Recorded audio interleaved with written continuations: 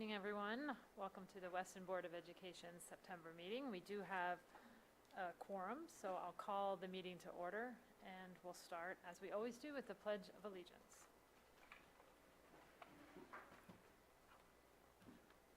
I pledge allegiance to the flag of the United States of America and to the republic for which it stands, one nation, under God, indivisible, with liberty and justice for all. Okay, we do have a quorum. We also have our board chairperson, Steve Ezzies, and board member Chad Hepner joining remotely, so they will be participating in all votes, and they are listening, and we will hear them throughout the meeting. Let's move forward with the first item on our agenda, which is the approval of our minutes. I hope everyone has had an opportunity to look through the minutes. If that's the case, I'm looking for a motion to approve the minutes from the August 11, 2023 Weston Board of Education executive session. Move that the Weston Board of Education approve the August 11th, 2023 executive section meeting minutes. Great. Thanks, Bernie. Can I have a second? Thank you, Peter. Does anyone have any comments regarding the minutes? No? Okay. All in favor, and just because we have some board members remotely, we're going to do roll call votes this evening, so I'll call your name. All in favor, Melissa Walker, aye. Steve Ezzies, aye. Chad Hepner,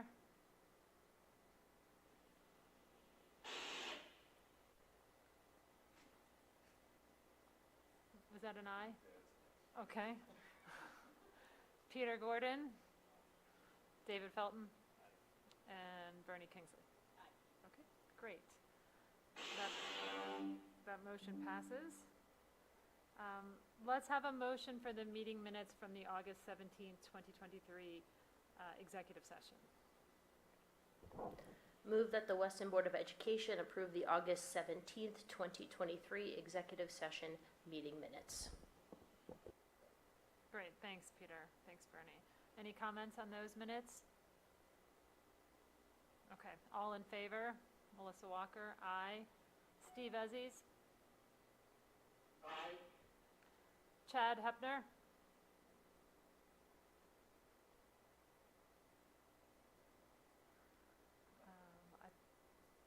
Chad, can you hear us?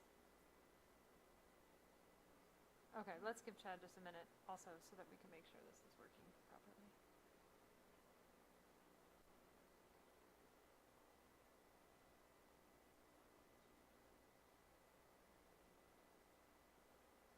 Chad, can you hear us? Yeah, so hang on one second. I just gotta have to look at my computer. I'll speak for the next meeting.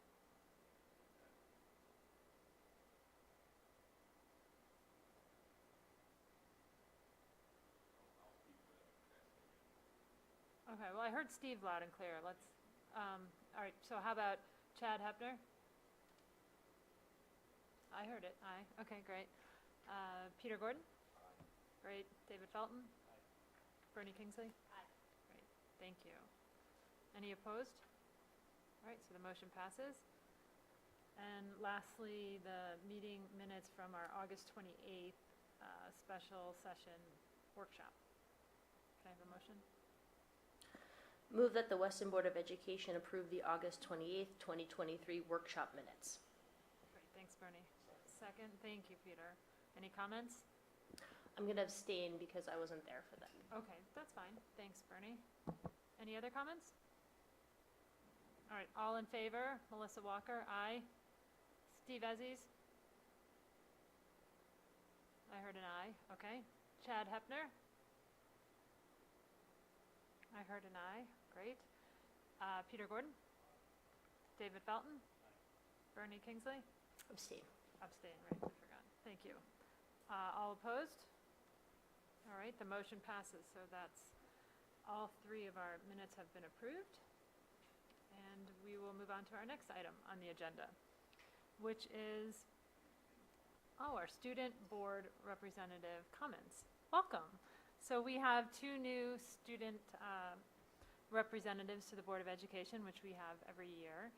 It's always a great opportunity for the students to see how our Board of Education operates, and it's a great opportunity for us on the board and anyone listening at home or here in person to hear what's going on in our schools from the students' perspective. So we have Nivi Morris, right? And we also have as a rep Gianna Blanchi, who couldn't be here tonight. So Nivi, we'd love to hear anything you'd like to share.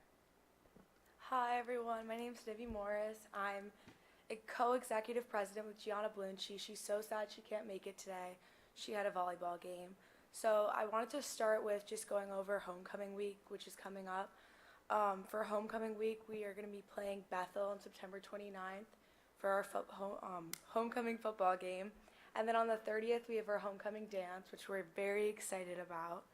Also, for our homecoming floats, our themes is basically the juniors and seniors are going to be superheroes and the freshmen and sophomores are the villains. So the seniors float are going to be Batman, juniors are going to be Spider-Man, sophomores are going to be the Joker, freshmen are going to be Venom. For our upcoming fall play, we're going to be doing Puffs, which is basically a Harry Potter spin-off. So we're really excited about that. Our auditions were today, callbacks are going to be tomorrow, and it's going to be performed on November 10th.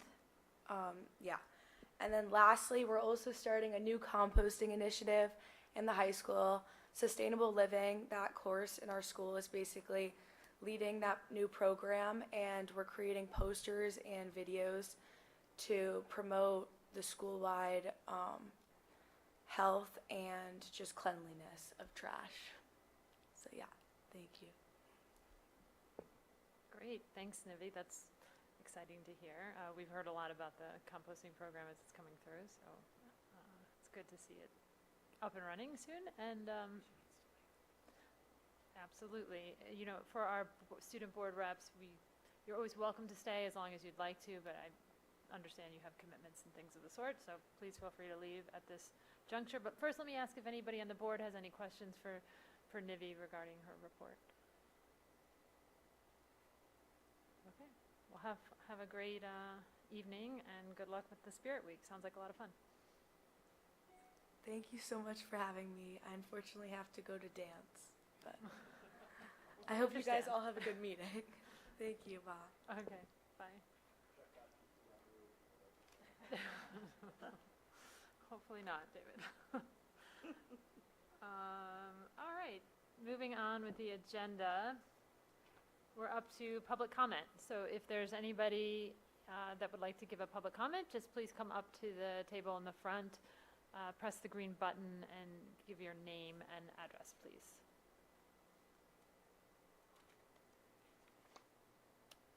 Okay, doesn't look like we have any public comment this evening, so we'll move on to our old business.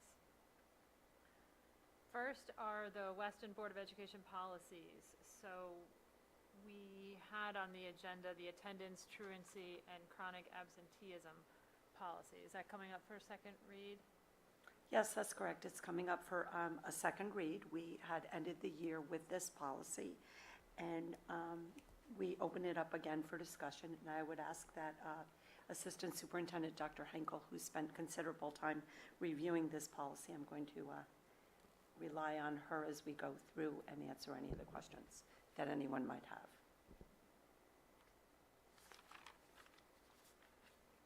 Provide an overview? Yeah, maybe an Sure. overview would be helpful. Sure. The first read focused on a merging of a variety of different policies that were relative to attendance, truancy, and absenteeism. We have now put together a district committee through this process to really reevaluate our practices and how those align to our regulations. Those have also been updated. So we used to have 3 different policies relative to this topic. Now we have one. We've merged all of them together. We've also consulted with Shipman and Goodwin and their policies as best practice. And a lot of this, as I mentioned last time we spoke about this policy, includes some practices around increased communication between school to home partnerships with families to ensure that they're well aware of what it means to be chronically absent and truant, and if there's additional ways that we can provide support to reduce those numbers across the district. The language within these policies will also translate into handbook language at the school level with our building principals, and once this is adopted, it will obviously take into full effect this school year. Okay, thank you, Dr. Hinkle. Does anyone have any questions for Dr. Hinkle regarding this policy? No? Okay, this is our second read. We did discuss Correct. this at the end of the year. Okay, let's have a motion then, if we don't have any discussion. I move that the Weston Board of Education approve 5113, attendance, truancy, and chronic absenteeism. Great, thanks, Sharon. Can I have a second? Okay, thanks, Bernie. Or Peter. Any comments? Okay, let's do another roll call vote. All in favor, Melissa Walker, aye. Steve Ezzies? Aye. Great. Chad Hepner? Aye. Great. Peter Gordon? Aye. Sharon Ferraro? Aye. David Felton? Bernie Kingsley? Aye. Great. Any opposed? Great. The motion passes. Great. Thanks very much for your work on that, Dr. Engel. Okay, that concludes the old business with respect to Western Board of Education policies. So let's move forward to item 6B, which is the culminating goals for the 2022-2023 school year. I believe that's a presentation behind me, correct? Thank you, Melissa. So if you recall, in the end of June, we had presented our district improvement plan spring progress update. And it was, about 20-plus slides. We had a full presentation. I will move. And at that point, Dr. Engel had promised that we would come back to it in September to close it out, because as you're aware, we don't get all of our specific quantitative performance data scores, and that is received in August. So we wanted to ensure that we did speak to it, that we did present it, because there were some targets in there. And rest assured, upon receiving the scores, and when we got them a little bit before the embargo was actually lifted, we've already begun working and crafting this summer some of the action steps that we need to address some of the data that you will see. So without further ado, for the purposes of the presentation, this is a presentation in its entirety, but I think it's like slide 30, right, Tina? Slide 30 forward is the new piece of the presentation, but we did want to include it as part of the entire spring presentation, as it references that data, and I think I better move. Excellent, thank you, Lisa. So as Superintendent Barbiero mentioned, we have done a lot of extensive work with our administrative team, specifically during our August retreat. And this presentation will close out our district improvement plan for the 22-23 school year. As Elisa mentioned, at that time when we presented in June, we were not able to see some of those embargoed data points, specifically as they relate to Smarter Balanced, SAT scores, and the next generation science assessment as well. So this is just a review of those goals in math, ELA, and science that we were going to report to you this evening. As we look at our goals, I'm going to go back one slide for just a moment. Just as we look at our goals, we always look at trend data over time. We as a team come together, we look at where we progressed over the last, usually we look at 3 years in some cases. You will see that some goals have last year or 2 years ago now data points on it. So that's what we really look to see. What is an achievable goal when we look at the following school year? A lot of these are just, predictive measures. They are many times different cohorts of students. There's a lot of different variables that go into play when we're looking at goals and goal setting. And so when we have time as a team to look at our trend data, we really do try to look at data over time, and sometimes we look at snapshots from the previous year to make our best judgment on our goals for the coming school year. So you'll see if it's in parentheses, the data point that we used to base our goals on for the upcoming school year. So starting off, we have 3 different goals related to mathematics. The first one is smarter balanced achievement overall within our district. This is a culmination of achievement for grades 3 through 8. Overall, we wanted to see a 3%, 3 to 5% is a typical statistical significance in growth. And so last year when we looked at our achievement across the district, we were at 74%. And this year we wanted to see an improvement of 77%. Our achievement was 76 overall. And we'll be able to look at some of the data points when we drill down by grade level in a future slide. But we were very close in what that 1% off, and that's about, when you actually look at what 1% equates to, it's only between, depending on the grade level, it's only between 7 to 10 students in some cases. So we were really happy with that achievement level this past school year. This is a very difficult slide to have a conversation around. When we look at our goals overall, we look at overall achievement for all students, and then we look at our subgroup goals as well. We did identify this past school year for the first time a goal specifically around students with disabilities. We decided as a team that we were not going to look at achievement, but we wanted to look at the amount of growth a student has made over the course of the year.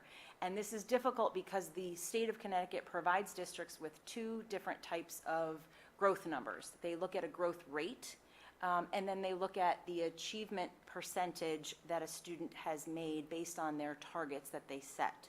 So we decided to use the average percentage of growth value when we decided on our goals, partly because it's a nuanced goal, it's more precise, it's a value that the state uses when they include their next generation accountability systems as well.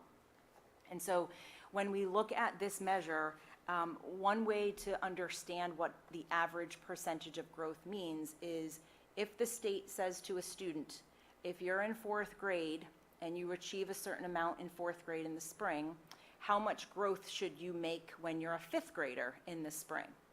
And so if they say that student should grow approximately 10 points, and that student only achieves 8 points of that 10, then that means they achieved 80% of their growth rate. And so that's what this number represents. This number represents the average amount of growth for our special education population in grades 4 through 8. It was 60% towards their growth target. So that's what this number represents. Last year we were at 58% of the average amount of growth that our special education population met towards their goals. And we wanted to say 10%. In hindsight, maybe 10% was a little bit aggressive, but we felt like maybe that was a good number. So again, this is the last time that we set growth goals for the subgroup population, and so thinking ahead and moving forward, maybe we won't use 10% next year, but we did grow, and so we did go from 58% of the average amount of growth for our special education population to 60%. If I may, Yeah. Dr. Henkel, I think the important thing here is, because it is, you read over and it's a little bit kind of confusing how they figure it out. I think the important thing to note here is that, first of all, everybody grew. They just grew at different rates with meeting the target, but a clear majority of the students grew. The other thing is, to be frank, this is the first time that we said, okay, we're going to look at the subgroup data and we're going to start figuring it out. We hadn't done that in previous years. Were we ambitious? Yeah, I like to be ambitious, but it also helps inform what we need to do. And the beauty of being in Weston is every percentage, we know the names of the students that fall in that percentage.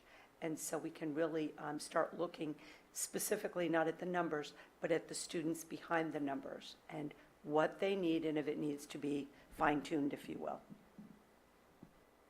Can I actually ask a quick question on that? Sure. Because as you mentioned in the last slide, the significance of a few students really makes a big difference. So my guess is in this population, do we have a population size? Do we know the population size here so we have an idea? We do. I don't have it off the top of my head. Okay, all right, but it is substantially smaller. And so Significantly smaller. So one student perhaps not having a good day could change this dramatically, correct? Absolutely. Okay, just And trying to we clarify. actually talked about that, Yes. Sharon, because I'm always like, well, how many students are there? What are the names behind the percentages? Because a percentage, how many does that represent? And that's very important. So we have to look at our subgroup of students that are in special education for those grade levels. We've got to look at it by grade level and kind of keep drilling down into that. Absolutely.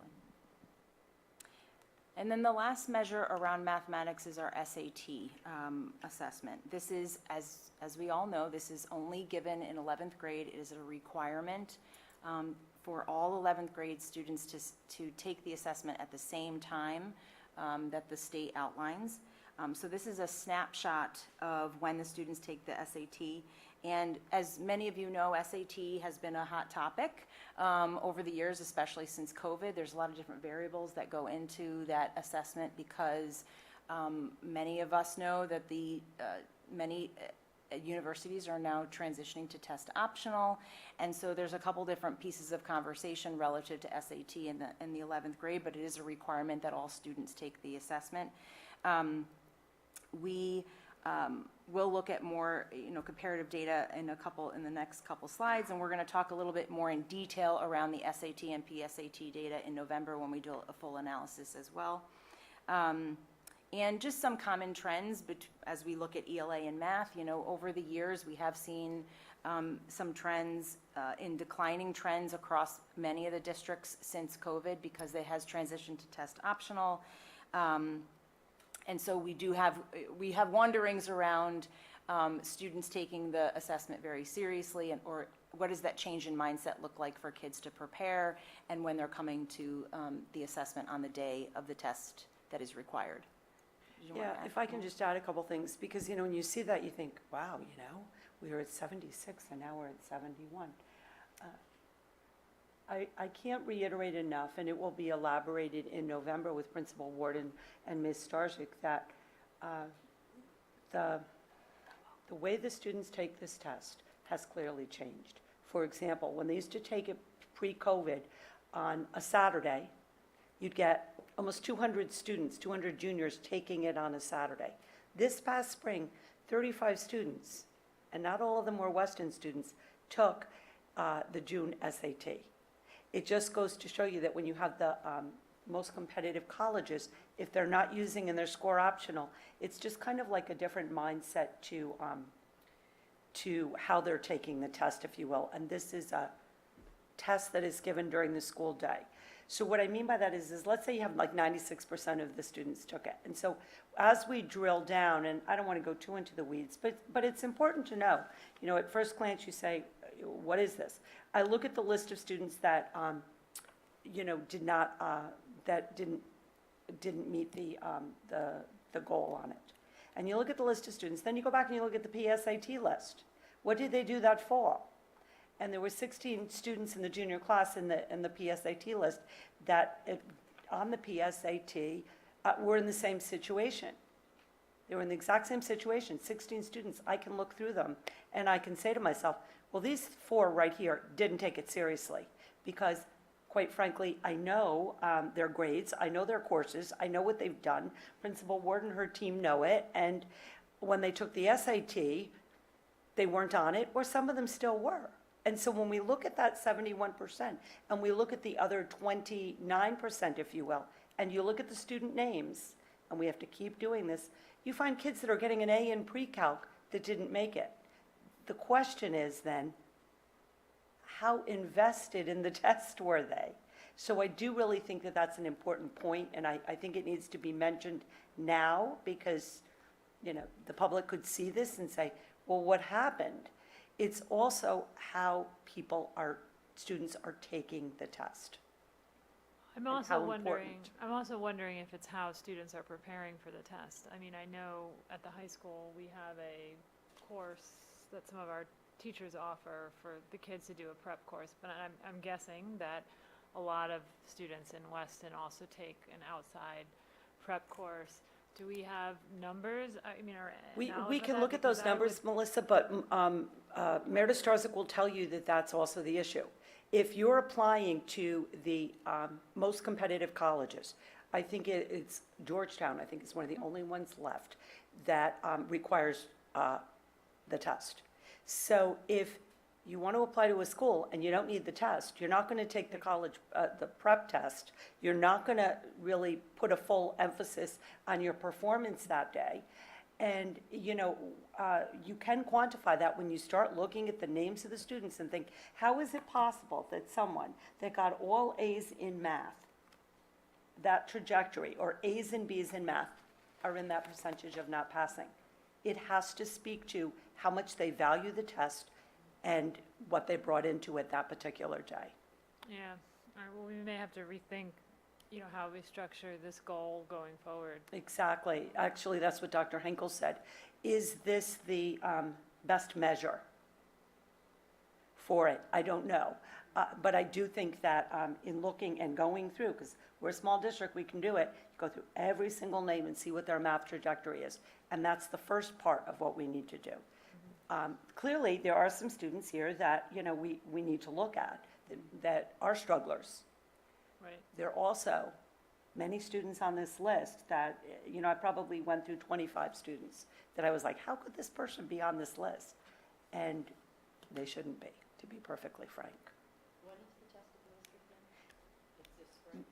Yes. March, it's March during the school day. It's the March one. And when Meredith presents with Megan in November, what you will see there is the average. Remember, they do the best score? And so they will do the average. I don't know if Principal Ward has anything to add without going too into the weeds, but I do think it's worth, you know, Yeah, I'm going to stay out of the weeds. a little bit. Because there is so much analysis to do on the data that we have, not only of the data, but we can also get into the weeds on the question analysis. We can actually see the questions, the actual questions that our students got correct on the PSAT, and also where their errors were. So we can analyze, is the concern maybe problem solving or critical thinking, and what are those pieces that we need to incorporate into our instruction and our curriculum. And also, to Lisa's point and Tina's point, to look at how the students are taking the test, and what does it mean when they've taken, you know, is this the third time students have taken the SAT? Is this the first time? And so to look at all of the data. But there's a lot out there to analyze, and I think we really need to work in conjunction with our math teachers and our math curriculum instructional leader. I think that's going to be really important going forward. Thank you, Megan. Absolutely. Go ahead. Yeah, it sounds like we might need to revisit this as a goal of best measure. That makes a lot of sense. Of the kids who are taking it seriously and want to use it to get into college, have we had any feedback from them on whether or not their math performance is matching what they expected going in? The ones who are really striving for those higher math scores. We had that same question, and Meredith, we Yeah, we reached have to out look to at it. Meredith. Go ahead, Lisa, if you wanted to talk about Yeah, what she I mean, we can also look at how many of the students apply, you know, test optional if they didn't send scores. That's an important statistic. If you don't have to send the scores, and it's not going to affect you applying, then, you know, for some of them, it's just checking a box, quite frankly, on the SAT day. Yeah, I mean, maybe the thing Right. to do is to look at the test scores of the kids that selected, To send them, yes, that's a good point. see how, you know, what kind of growth rates we have in that population. I don't know. And to add to that, kids who would have wanted to send them but didn't like how the numbers turned out, so they chose not to send them. Yeah, that's going to be hard to find, but yes, I think that's a good point. Can you just clarify, so the SAT is required by Connecticut law, but some schools don't require an SAT, so we, right? They're test Most. optional. Okay, All but. That's the result of COVID. Most are test optional now, David. okay, so just to potentially oversimplify it, it sounds like what we're saying is students who don't need an SAT score to get into their preferred school, obviously don't spend the time that I probably did at their age preparing for the SAT, because it's not a necessary, and it's not necessary to get into their college. Yeah, and I can't help but the patterns of since COVID for ELA and math seem to lean in that way, right? The importance and the value and the amount of time and energy that students potentially are putting into preparing for the assessment doesn't seem to translate, right? And so I think that's part of our conversation we had with Meredith also, was looking at how many students come back on Saturday to retake the assessment. And there were only 35 students across multiple, because we're a test site location. Yeah. They weren't all Weston students. So more to follow. Last weekend, right? Yes. But this is also, my guess is that the students that are taking the SAT now, the overwhelming majority of them are going to be seniors who are very late taking it. There aren't going to be that many juniors taking the SAT at this stage. So when they took this assessment, though, they were in the They- spring of their right. junior year, so these now were they're juniors. seniors So it's the same afterwards. students. I'm sorry, I thought you were Yes, tracking yeah. now. Okay, so Yeah. you're tracking the students who took it the first time here, or whether it was the first time, second time, or third time, you don't know, Correct. and you're tracking now. Okay. Right. And Meredith would be able to provide a Yeah, little more detail we when can, we we go can into the elaborate weeds a little that bit. in November. I just didn't want that to go without a little bit of background in how we're looking at it and analyzing the data. So in summary for mathematics, oops, is this a new? Advance that for me, Dan. I want the clickers. So we did break it down by grade level. We anticipated what some questions that we may have relative to specific grade levels across the DIRG and within Weston specifically. We do have a lot to celebrate. We noticed that in grades 4, 5, and 8, we have the highest achievement in mathematics in the DIRG. We do have some areas that we want to focus on in this coming school year, specifically in grade 6 and within grade 11, as we discussed, drilling down a little bit further to create more custom plans and really analyze the data more specifically.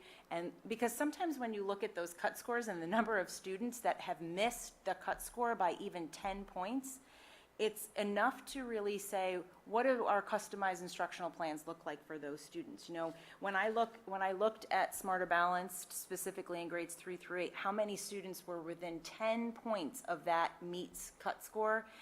There were 43 students across the whole district in grades 3 through 8. That's about 7 students per grade.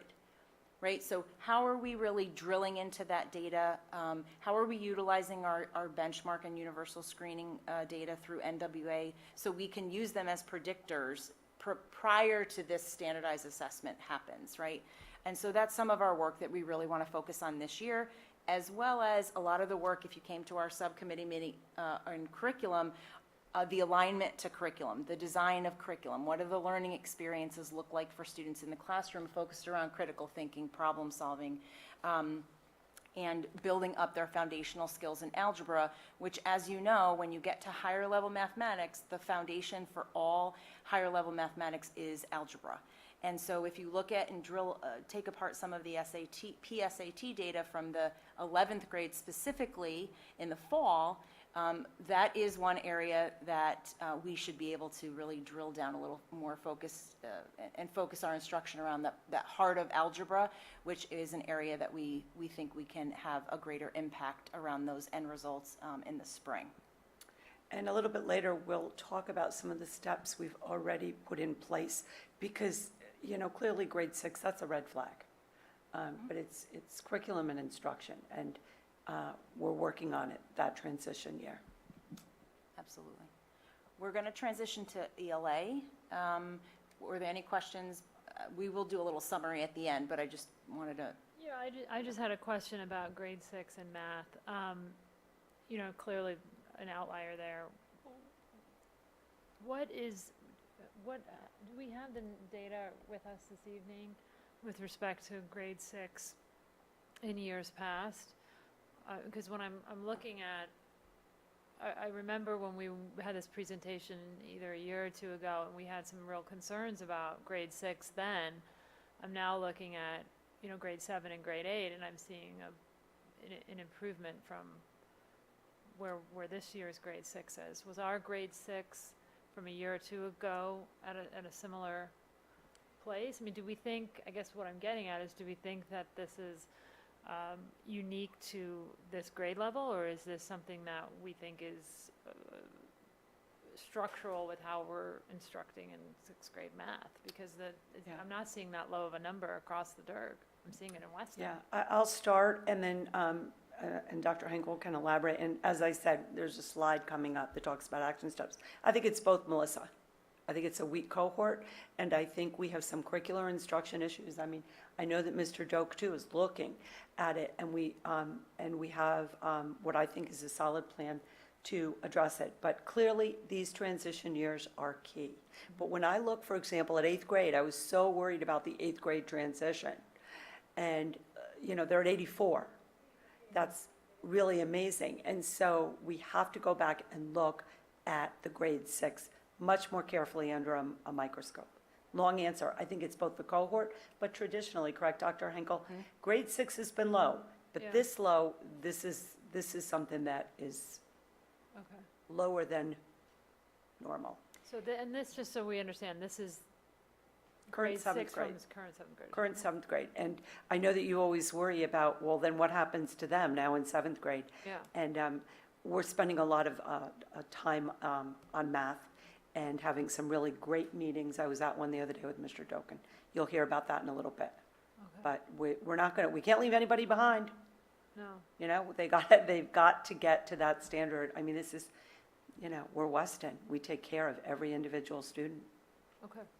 I am seeing, as I look at this, basically across the board in grade 6, there seems to be a drop in all the Durgay schools with the exception of, I think it's, who is it, Wilton is the only one that's gone up.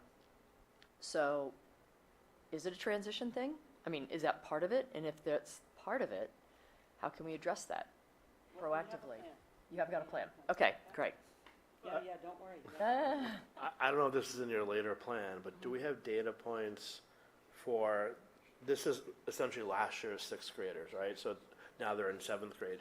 Do we know, to Lisa's point, is it the cohort? Do we have a data point for how they performed in 3rd, 4th, and 5th grade so that we can isolate it to the cohort? Or do they traditionally, or is it truly more of that 6th grade?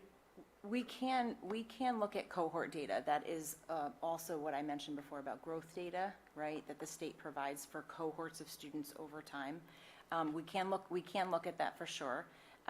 When we also look at our achievement for next school year, right? Sometimes I know we want to look at trend data to make decisions moving forward, but we're here now, we know we have students in 7th grade, we want to look at our current data and make adjustments now. For example, when we administer our fall NWA assessments, we want to be able to unpack that data now for students and what their current achievement is so that we can respond accordingly. So although we look at trend data when we make our goals, I think moving into the action steps of our current year district improvement plan is going to be critical because now they're moving into a new grade. The standards have now layered on top of one another, and we have a limited amount of time to ensure that we're responding accordingly and creating individualized plans and goals for them. And if I can just add, I'll give you a little bit of a highlight of one of our steps. So, and Mr. Doak, feel free to jump in because you've been looking at it head on. So we have 1.5 math intervention at the middle school. Kevin Joyce, who was a veteran teacher at the high school, asked to be moved to the middle school to specifically work on math intervention. So he is there now. And one of the things that he's done along with Jeff, our 0.5 that they share with Hurlbut is Kevin went into the 7th grade classes, Jeff went into the 6th, just to observe the whole group instruction, the groupings, everything else, to get a sense these first couple of weeks of what's going on in these classes with these particular kids in the classes. That's a big deal. And then how to work backwards. Mr. Doak, would you like to just add a little bit here? I really wanted just to address the question about trend data because our new curriculum instructional leader for mathematics, Riley Rappaport, has already rolled up her sleeves. She's already produced several graphs with me showing some of that historical trend data. And then obviously looking at the curriculum, looking at the instruction piece. It is interesting, yes, we have, those of you who have been on the board for a while know that sixth grade has historically been an outlier for us. It was actually, there was no data for 1920 because of COVID, but actually in 21-22, we had a rise, a peak in the positive direction. But other than that 1 year, it seems to fluctuate more either side of the 60% in sixth grade. So we have seen these scores before, and some of those same cohorts, by the time they're in eighth grade, they have turned things around. But it takes a lot of work, and it takes a lot of what the superintendent was referring to earlier. We have to find out exactly who these kids are behind the numbers and what is the plan for each and every kid to bring them up. Dan, can I just ask, are the teachers at the sixth grade level the same as seventh and eighth for mathematics?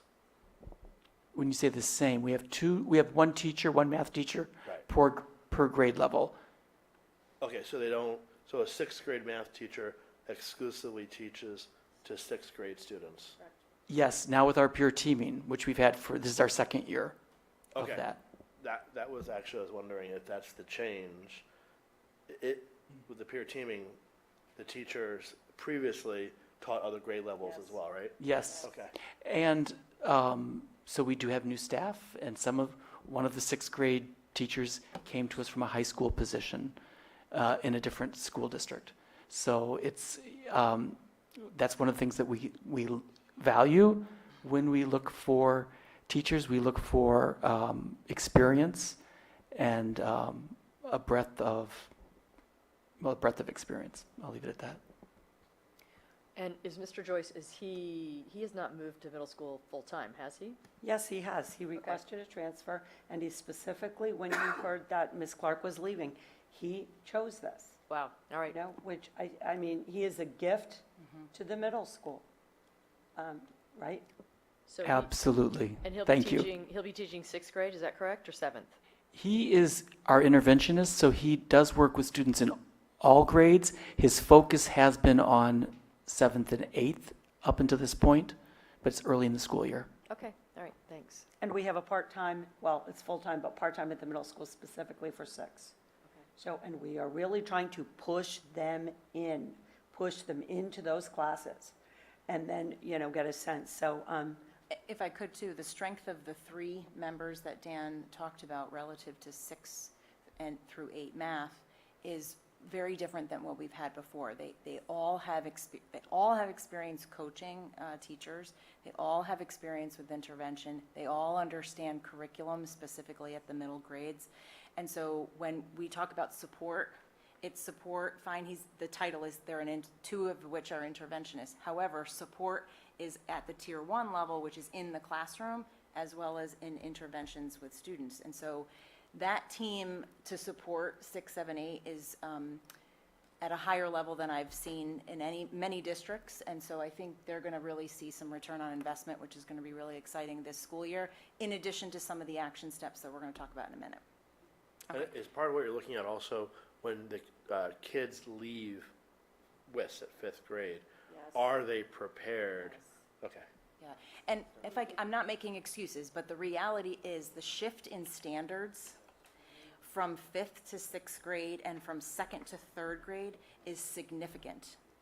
The depth of standards in mathematics, even in ELA too, because they're designed in grade bands. So K through 2 is a band of grade level standards that progress and build on each other. So you can see how that trend even looks in Weston. From grade 3 all the way to 5, you can see students come in and then they grow and get stronger and stronger over time. Then when they transition to 6th grade, they get stronger and stronger over time. So sometimes when we look at individual isolated grade levels, it's really not fair, right? Because students learn at different rates. And I know it's a snapshot on achievement relative to grade level standards, but the reality is these standards do build on each other, and some students need 2-3 years to really master those standards. And look how strong our students are by the time they exit 5th grade or 8th grade. And that's ultimately what we are looking to do. By the time that they graduate high school, do they have a really strong foundational understanding of 21st century learning, critical thinking, and problem solving that can go beyond the Weston walls? But it stands to reason if they were stronger coming into, They'll be even stronger Right, coming out. right. Absolutely, Okay. I'm with you. I'm not making excuses. However, it is a nice trend to kind of see, how they progress over the 3 years. And therefore, it seems as though there's a lot of building of knowledge over the course of the 3 years. Okay, moving to ELA. Okay, so the ELA goals are structured the same as mathematics. We did look at trend data over time when we designed these goals. Last year's achievement, remember this is Smarter Balanced Achievement on ELA in grades 3 through 8 as a district was a 74%. We, again, statistically wanted to see a 3 to 5% increase. We decided to start with a 3% increase, and so we had our goal at 77%. We, as a district, exceeded that goal at 80%. And as we'll do with math, we're going to look a little bit more detail at the grade levels in a couple slides. Again, our subgroup of students with disabilities, we again looked at the average percentage of growth that our students achieved in grades 4 through 8. Again, we had that percentage across the district and 2 years ago was 53%. We did hit 52%, so although we want to look at the average amount of growth that our special education population was 52%, it is a slight increase towards their growth targets. We will review some of those individualized growth goals for the students with disabilities as a small population and decide whether or not 10% is something that we feel is achievable for this coming school year as well, because we do want to maintain some of that expectation that the state provides to districts around growth versus achievement, and we feel that this was a good indicator, except maybe we were a little too aggressive with 10%. And then finally for SAT, we looked at our 3-year average achievement scores on SAT for ELA, which was around 91%. And we maintained that achievement score, but again, we were looking at an increase to 93%, but we did maintain our achievement over the past 3 years on SAT for ELA. And again, as I mentioned before, a lot of the similar trends that we're seeing over the last 3 years on SAT from math, they do transcend in ELA as well. And then in summary, for ELA, we do look across the DIRG and see individualized per grade for grades 3 through 8 and 11. Some areas to celebrate. We're the second highest in the DIRG in grade 4, and grade 8 had the highest scores in ELA across the DIRG, and as well as in our SAT achievement. We were the second highest in our DIRG as well for there, just behind Wilton. And so as a district, we are looking at some of those transition grades again, grades 3 and grade 6, as we move into some areas that we want to focus our district improvement plan for this upcoming school year. And some of the action steps that we want to take are also very similar to curriculum design, individualized learning plans for students, and really drilling into some of those small groups of students that are maybe just at the cusp of hitting those either growth goals or those achievement goals within their grade levels. And finally, we transition to the last content area, which is our science achievement scores. We don't have as much support as far as growth goes in the NGSS, because obviously they only take it 3 times across 3 grade levels, and there is no way that we can measure growth. But we as a district are within grade 5, you can see we hit 84% achievement, 88% achievement at grade 8, and 78% achievement when they completed the assessment in grade 11. We have the highest achievement across the DIRG in grade 8. We're really excited about that. And, we've got a lot of new curriculum support that we're doing for this coming school year, as well as our Summer Curriculum Academy that we ran this past summer. And we're really looking at alignment to the next generation science standards and the practice and engineering standards as well. So how are we designing the learning for students? What kind of opportunities do they get to become scientists in the field, where they're designing and building and actually applying the concepts and skills that the standards outline for us as a district. Did you go a little fast, Dan? If you go back, did we miss one? Yeah, so there. So this was our overall goal last year, which was that we wanted all students in grades 5, 8, and 11 to meet at least 80% of those students to meet or exceed the achievement level. We exceeded that goal at 83%, and I did break it down, the percentage of students that were at 52% and the percentage of students that were at exceeding. If you go on EdSite, you can see there's tons of open source information per content area and per grade level. I just wanted to take a snapshot of what some of those reports look like on EdSite. They're very hard to see on here, but if you go on EdSite, they're public documents, they're fully released now. Anyone can actually look at the data across all grade levels and content areas. So 2 slides ahead, we're going to summarize some of our action steps. We're already started talking about that a little bit. If you were at our, I don't want to steal your thunder, Bernie, but at our sub-curriculum committee, we talked a lot about some of the exciting summer work that we've done aligned to district curriculum. Weston has a curriculum framework that we ran a Summer Curriculum Academy, and we looked at our curriculum framework relative to scope and sequence, pacing guides, and units of study. We really focused a lot of our time and energy in grade 6 math. We fully adopted and designed curriculum using the illustrative math resource, which is also now what Wilton uses as well. It is the most closely aligned, standards-aligned resource that is available. It is free to districts to use that curriculum. What districts do with it is all on us, and so we designed our curriculum for Math 6 and Math 6 Accelerated using that resource. We have fully designed it for the entire year.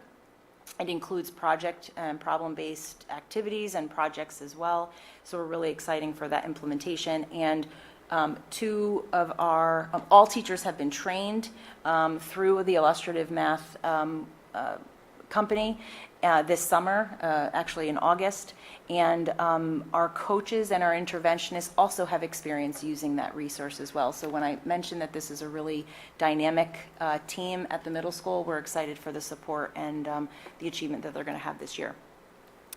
As I mentioned, the Summer Curriculum Academy, we also revised our scope and sequence for literacy, and we began to design our units of study.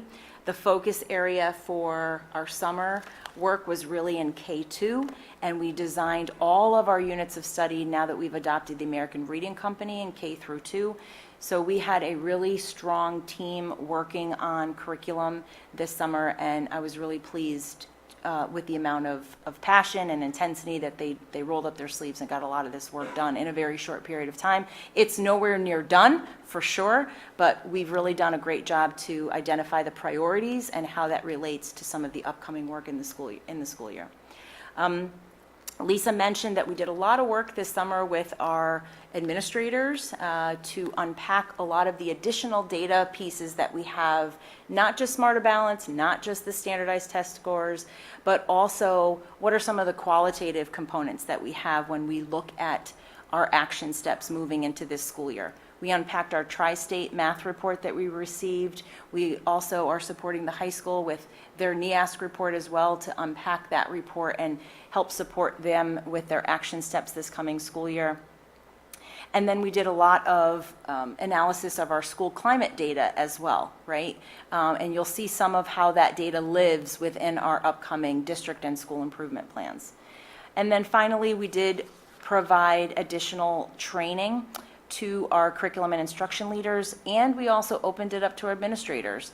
We want to see this work as in partnership and in service of a good coaching model, and so we were able to provide an overview of the new coaching framework that we're going to be engaging in throughout this school year. And throughout all of the professional development, we really want to have a connection and a partnership between our school administrators and any teacher leaders as well. And we have a schedule, correct? There's training, is it it's this week? Thursday, Friday. That's right, Thursday, Friday. Yeah, So there's ongoing training for administrators and SILs because we're really committed to this new coaching model. You know, we have full-time coaches now that you all supported. Thank you for language arts specifically and math. And, we know that we have a responsibility to make sure that it is successful. So I think that it's a really, I'm very excited about the upcoming year. I think that we have put some things in place that are really going to make a difference to the students in Weston, especially in the areas, in the academic areas, as well as the social emotional learning. And we're going to be presenting our district improvement plan on October 16th virtually. Dan, can you do me a favor and just go to the front page of the website, please, so everyone in the listening public can see where we have these plans? Thank you.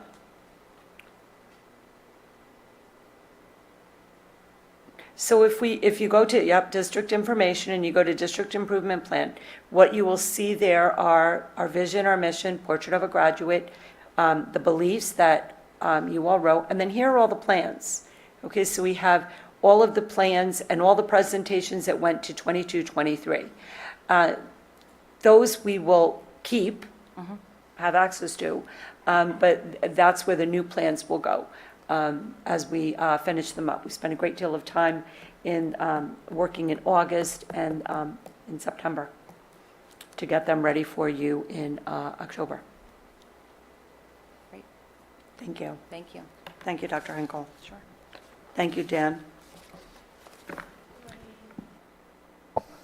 Yeah, do any board members have any comments or questions on this presentation?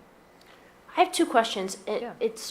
I guess they're not necessarily questions that need to be answered today, but to think about as we look towards our goals that we're setting up for next year or this coming school year. The first one is about looking at the difference between performance and looking at growth, depending on which groups we're at. If we look at our goals as informing the way we do instruction or what we look for in instruction, do we notice a difference in the way that we approach students when we're looking at growth as our primary target versus when we look at performance as our primary target? Yeah, so we talked about this a little bit in our subcommittee meeting when there's that balance between achievement and growth, right? Because the reality is when we look as a district, we do reference the next generation accountability systems, which include both. They include the achievement and it includes growth. When we create individualized plans at the teacher and student level, we do look at growth. That is, we want them to embrace the process and not always look at the outcome, right? Because learning should be fun, it should be joyful, they should celebrate all their successes and growth no matter what their level of growth is, right, to meet them where they're at.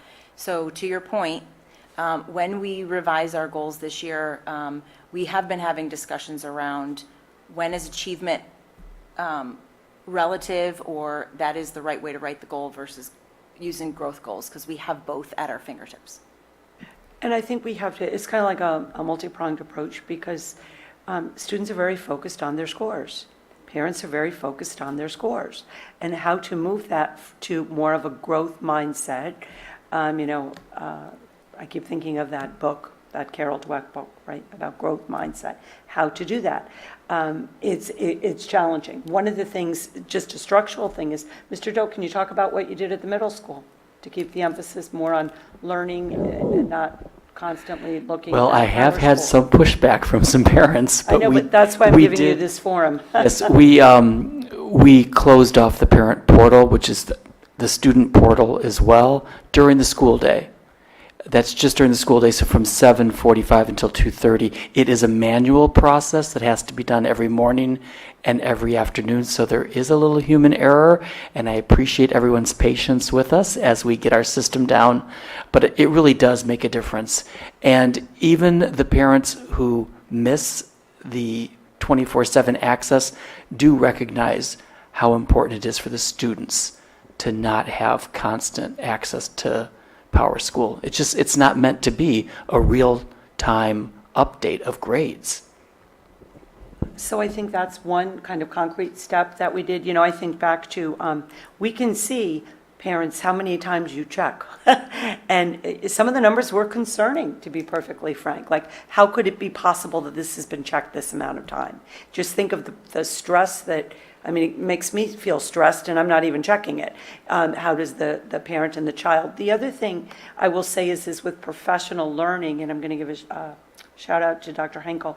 I think that when you're talking about teachers' mindsets as well, and the example of building thinking classrooms and the PD that is ongoing PD that's going into that, that also is an overall mindset about how you can make students thinking transparent, how can you really build that kind of valuing thinking. Would you like to elaborate? We did one training, now we're going to do another one in November. Yeah, there's a bunch of us in this area that have been working with a book called Building Thinking Classrooms.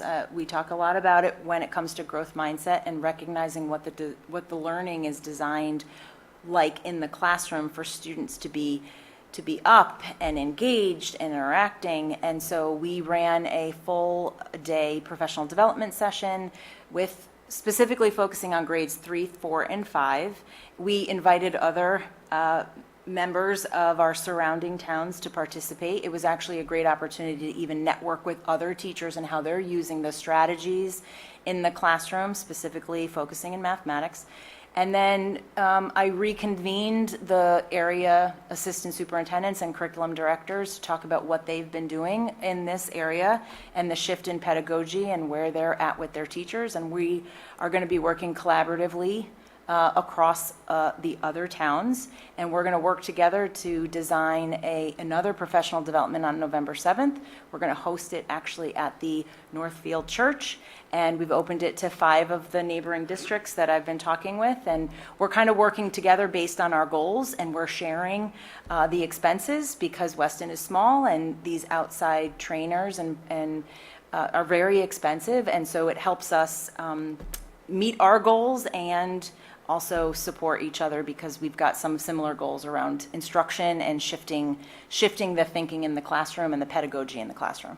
Yeah, I think it's really exciting, and you know, we're so thankful that Reverend Wilson said we could use that space as well, because we can host it and then defray the cost, Mr. Gross, of having these experts come in. But you know, it goes at it in so many different layers, not to belabor the point, but I'm thinking about a conversation I had with Principal Ward when she was talking about one of her math teachers and how he wanted more boards around the room, correct? Do you want to elaborate a little bit on that? It's that mindset. Sure. Part of the Building Thinking Classrooms framework is getting kids up and using those vertical white spaces in their instruction. And you can see students collaborating around their math problem solving. Then they can do gallery walks along the whiteboard so they can compare their answer to somebody else's answer, see the way someone factored that in. I'm not a math teacher, so, but they can see the way another student might have problem solved through it, and they could have achieved the same answer but gone at the problem through different ways. So I think the more we get that engagement, getting students to think of themselves as math thinkers is really important, and all of those strategies are really helpful in our classrooms. Sounds fantastic. I have just one more question, sorry.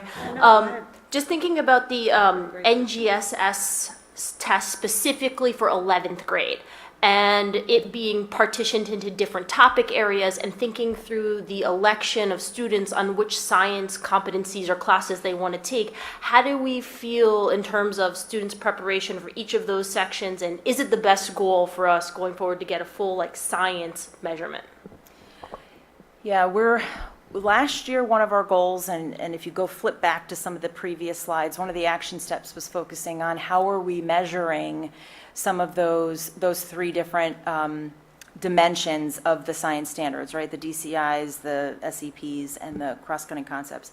And at that time, we were exploring new resources to enhance the curriculum to help teachers measure those different components of the standards. We are going to continue with that goal this year because we did not finish it. And we have a new curriculum and instruction leader. She's fantastic. She's been doing this work as well. And so a couple things relative to curriculum design is really revising our curriculum so that it is aligned to the next generation science standards, which is three-dimensional, all those three components all woven together, and looking at how do we measure some of those. They're very hard to measure. The science standards I find are very hard to measure because they're practice standards, they're very metacognitive. And so one of the tools that we wanted to start last year and we were not able to finish it, we're going to continue that this year, and hopefully that will help us understand, do we zoom in on one dimension versus another, or should we be looking at an overall starting point when we're looking at achievement and growth for students? But I'd love to pick your brain too if you have another idea. I actually have a quick question too, sorry. When we focus on growth, do we not then, I mean, is it not a natural that we're going to see achievement come up as well? And so wouldn't that, I mean, I am not a professional educator, but that seems to be a common sense approach. If you focus on growth and make it interactive, three-dimensional, engaging for the student, then the achievement should follow. Absolutely. One thing we have to just be cautious of, because I've seen this before, when you only focus on growth, let's say you have 100 points in growth to meet the grade level expectation, and you're only growing 10 points within a certain period of time, the gap between the achievement expectation does widen if you don't identify the correct amount of growth within the time frame that you're allotted. Right? So, because it could get further and further, that end target could get further and further away. So that's why I think sometimes we have to be careful and make sure that there's a balance between achievement in certain grade levels and growth at the same time.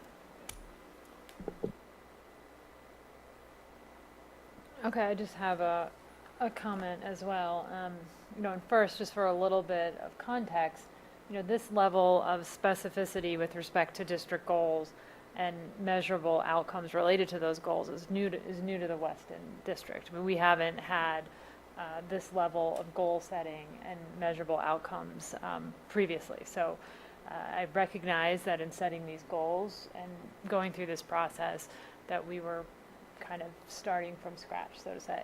And I think this exercise of doing this has been incredibly instructive. So I just wanted to encourage the aggressive goal setting. Like I don't want anyone sitting at this table to think that just because we didn't meet some of the goals that therefore we should change how we go about setting goals. The data loses its relevancy if we switch to an easier to achieve percentage. So I think it's important to continue to be aggressive and look at this as the numbers are the numbers. They are what they are, and it's almost an opportunity. Right now we have this lens and this ability to look at where concerns may be, and because of the size of our district and the way that we've structured our curriculum instructional leaders and a lot of what we've been doing in the slide that you have up on the screen, we're able to really focus on individualized and small group attention. So I think this is all a really good in terms of process. I was a little bit, I'm curious and a little bit concerned about the growth rate with respect to the special education subgroup. What can we do to improve that growth rate? And I recognize the challenge, right? It's a subgroup that we've created, but in reality, all of the members of that subgroup are so different from each other that it must be challenging in terms of how to set goals and then how to measure them, but what is our thinking on, I mean, we chose 10%. Why did we choose 10%? What can we do to help those kids get closer to a 10% growth rate?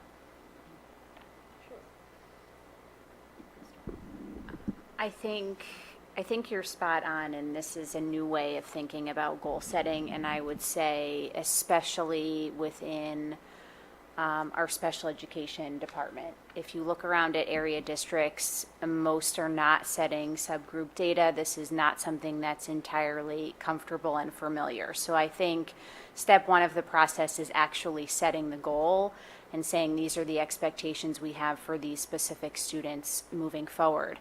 I'll be honest and transparent. I also think part of this is helping teachers and related service providers to both access and better understand the data that's available to us, which is something that honestly really started last year, and it will now increase in intensity moving into this year. You're talking about professionals who are incredibly focused on IEP goals and objectives, which are very specific, also measurable, and geared to very individualized student needs.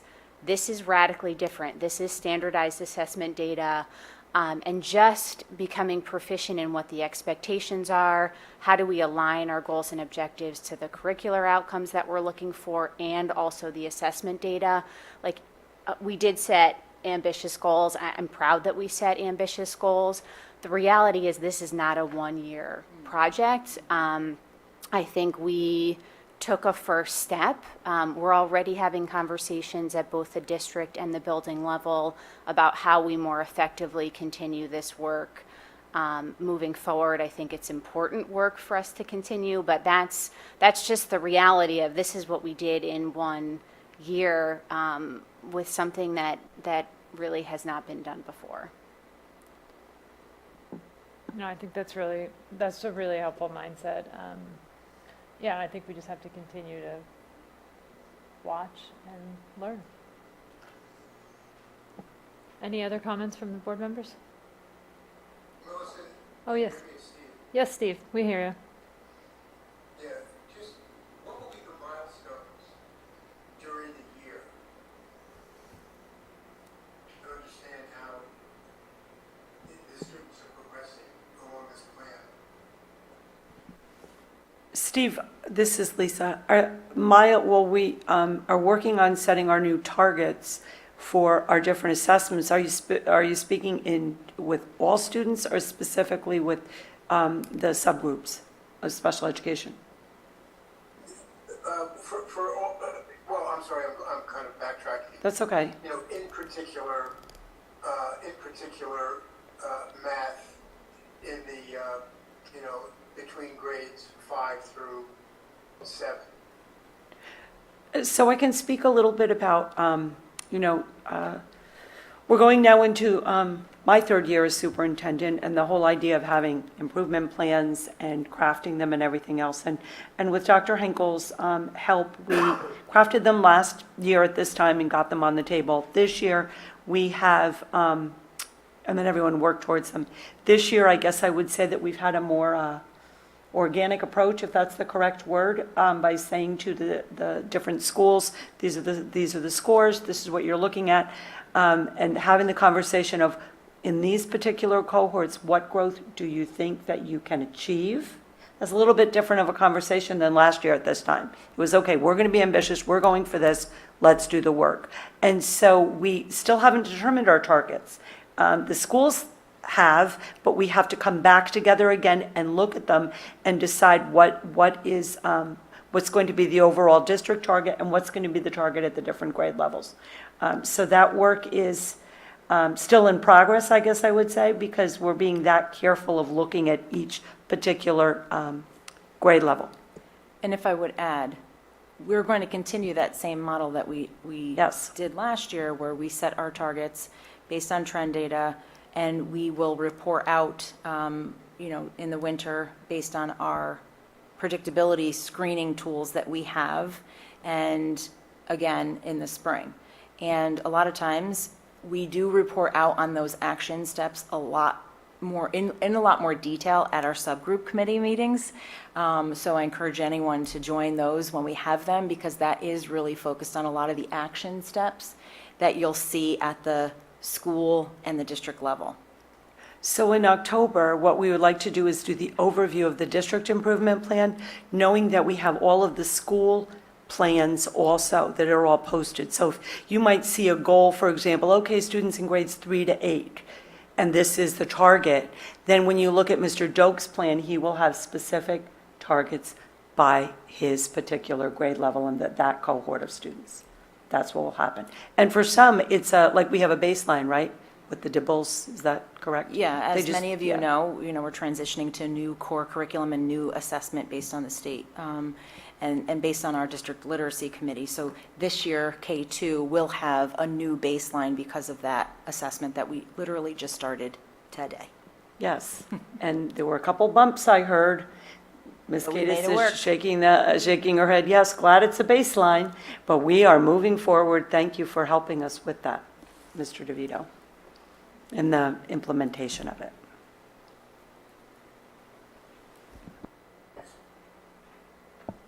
Any other comments from board members? Yeah, Melissa, this is Chad. I have one, if you can hear me, though. We can hear you, Chad. Go Okay, ahead. great. So, I guess Lisa and Tina, this is directed to both of you. Thank you, first of all, for the thoroughness of this. Each time I'm remarking how much work this all must be to collate all of this.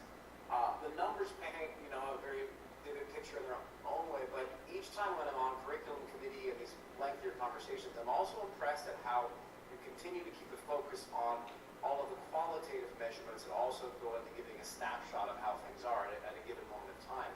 And obviously, unfortunately, a graduate last year and things like that go a long way to doing that. But for something like this, where numbers are obviously the easiest thing to put on the slides, for something like this, as we're trying to track a long-term improvement, how can we hear from all of you about the qualitative progress that we're seeing as well, so that that is woven into the story that we're telling the community, but also just as your board, how do we get as much intel about the qualitative measurements of this as well?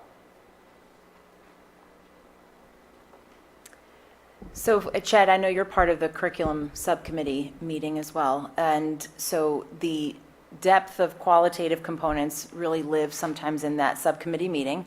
We do try to have our action steps that are outlined at the school and district level. We do provide presentations and we provide updates on those action steps, which are all qualitative, basically. And all of those qualitative action steps relate to those overarching goals that are in the district and school improvement plans. We've been doing some work around look for indicators as well, where we look for certain things in classrooms and we look for observational data. And so we want to be able to leverage some of that information this school year as well. And some of our best qualitative components are, feedback from teachers, feedback from students, quotes around their change in experience. Let's take building thinking classrooms, for example. How is the learning experience changed from a student perspective, from a teacher perspective, and then obviously, if we're looking at climate and culture from a parent perspective, because we ask a lot of survey data around that. So we do want to leverage that a little bit more this year. I know last year when I came in, it was very, direct, I should say, and quantitative. But this year we really want to focus, even in our professional development experiences, we really want to focus on building connections, creating a sense of belonging, and what does that look and feel like throughout the district? Because learning is supposed to be joyous, it's supposed to be purposeful, and sometimes you don't hear or feel that when you look at a number. So we want to be able to highlight that a little bit more specifically throughout the school year. Whether it be within the subcommittee meeting or at our full board presentations. I also think that we can leverage our coaches as far as getting some of that qualitative feedback. When you have a coach that's working with a teacher and then kind of, as a colleague, as a fellow teacher, because they are not evaluators, to be able to push that qualitative piece during that coaching cycle, not only with the teacher, but also with the students. to see. I mean, some of the best qualitative data we have for the middle school when we looked at the academic workshop, right, Mr. Joke, is on Tuesdays I visit the middle school, and just going in and seeing what's going on in the workshop and talk about a growth mindset. I mean, it's absolutely incredible. So, but you're right. I don't want people to leave it. It's very easy to put the scores and the numbers there. And it's an easy way to measure, and people look at it, you know, if the scores have to be at a certain place. But to Sharon's point, when you do really good instruction and you have a curriculum that you can work with and colleagues that can help and support you, we have wonderful children here in Weston. I mean, when they leave a classroom, one of the first things new teachers said is, wow, you know, Will thanked me when he left. You know, wow, the kids say thank you. You're at the high school, you see them walking out of class and they'll be like, thank you, Mrs. Hauser. Thank you, you know, Mr. Bono. How do you get that and then be able to talk to that qualitative piece about what they think about their instruction and what they've learned is definitely very important, because it's powerful data.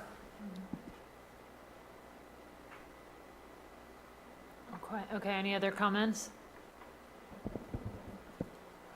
Okay, well, thank you, Dr. Henkel, Ms. Barbiero, for that incredible presentation, really helpful information, and I think everybody benefited from that. We'll move on to the next agenda items then, which are our recognitions. So we have 5 recognitions from various organizations, including PTOs, of gifts and things donated to the schools. Would you prefer to discuss all 5 at once or go one by one? I think we can go quickly one by one. Okay. I don't mean to say quickly. I just have to do the but- roll call votes. Okay, all right. So, So we'll go first with the Hurlbut PTO donation of spirit shirts. yes, this is really a recognition and does not require a vote because of the amount. And so we would like to recognize the Hurlbut Elementary School PTO donation. Can you talk a little bit about that, Laura? What that looks like, the new spirit shirts? Yes, thank you. And on the agenda, you see it, the title says shirts for the students. It was actually for the staff. Oh, So yeah. if you look at Sorry the about that. attachment, the attachment is correct. Okay. It was for spirit wear for the staff so that all of our staff can match our students. And our staff were really excited about that. Yeah, beautiful, yellow with a B. Gorgeous. Full disclosure, I took one. So that's just a recognition of that. Great, We can move to the next one. sure. This is the pennants to all Hurlbut students? Yes, and this does require approval and formal acceptance by the board. And it's by the PTOs. Okay, so this was $2,000 worth of pennants to Hurlbut? Is there anything to say Yes, about those that? are the pennants. All the schools have them now, I think. Oh, right. And ours are, you know, represent Hurlbut and are yellow with the B on, and the students love them. No, that's a nice initiative. I'd forgotten. Okay, can I have a motion for that donation? I move that the Weston Board of Education accept the HES PTO donation of $2,000 to supply pennants to all Hurlbut students. Okay, thanks, Sharon. Can I have a second?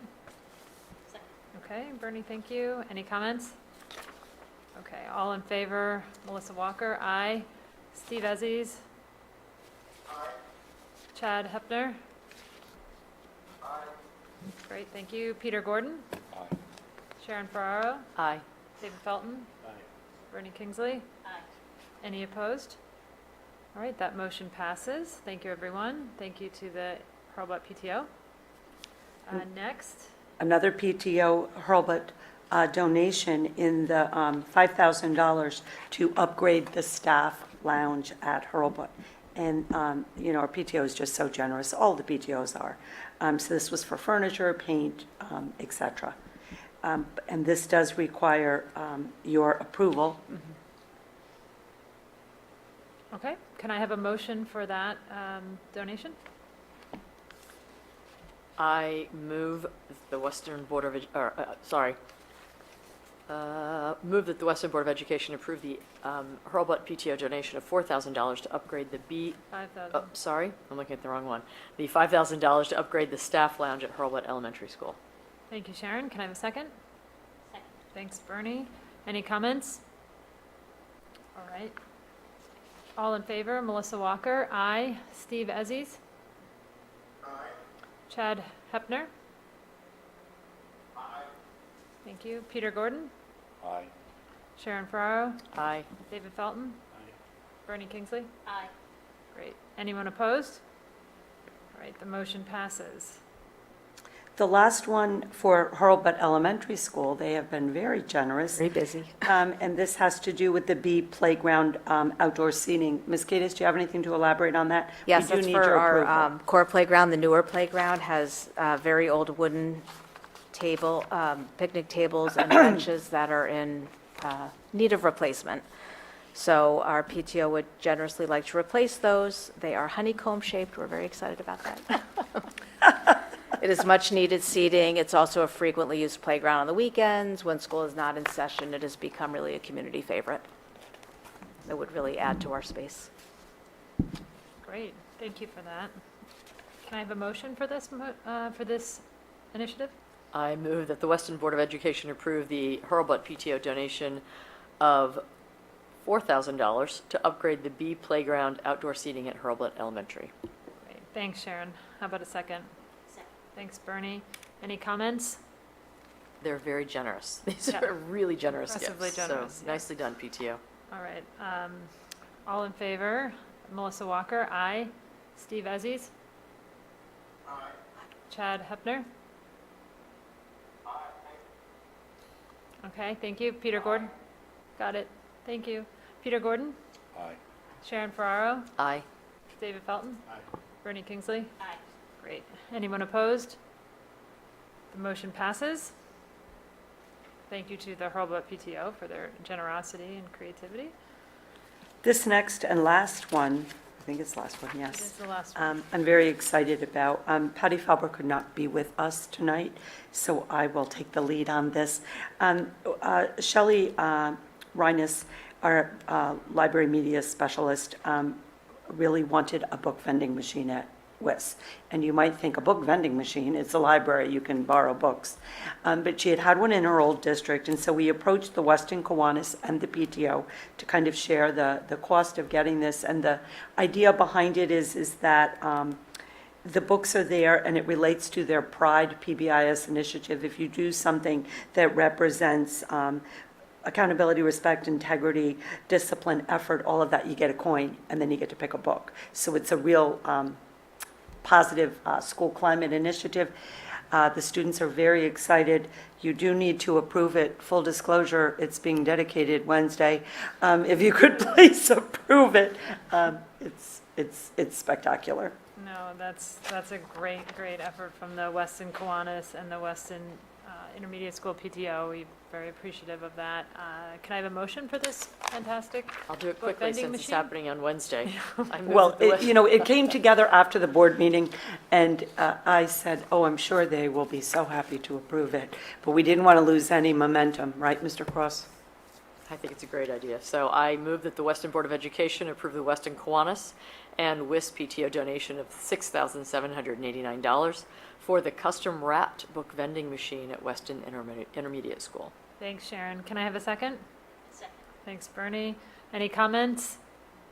Okay. All in favor? Melissa Walker, aye. Steve Ezzies? Aye. Chad Hepner? Aye. Thank you. Peter Gordon? Aye.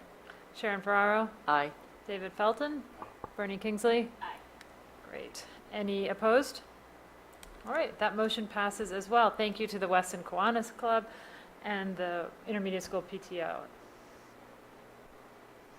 Great, that's the end of our recognition, so we'll move now to a motion to appoint an impartial hearing officer regarding expulsion and residency issues for the 23-24 school year.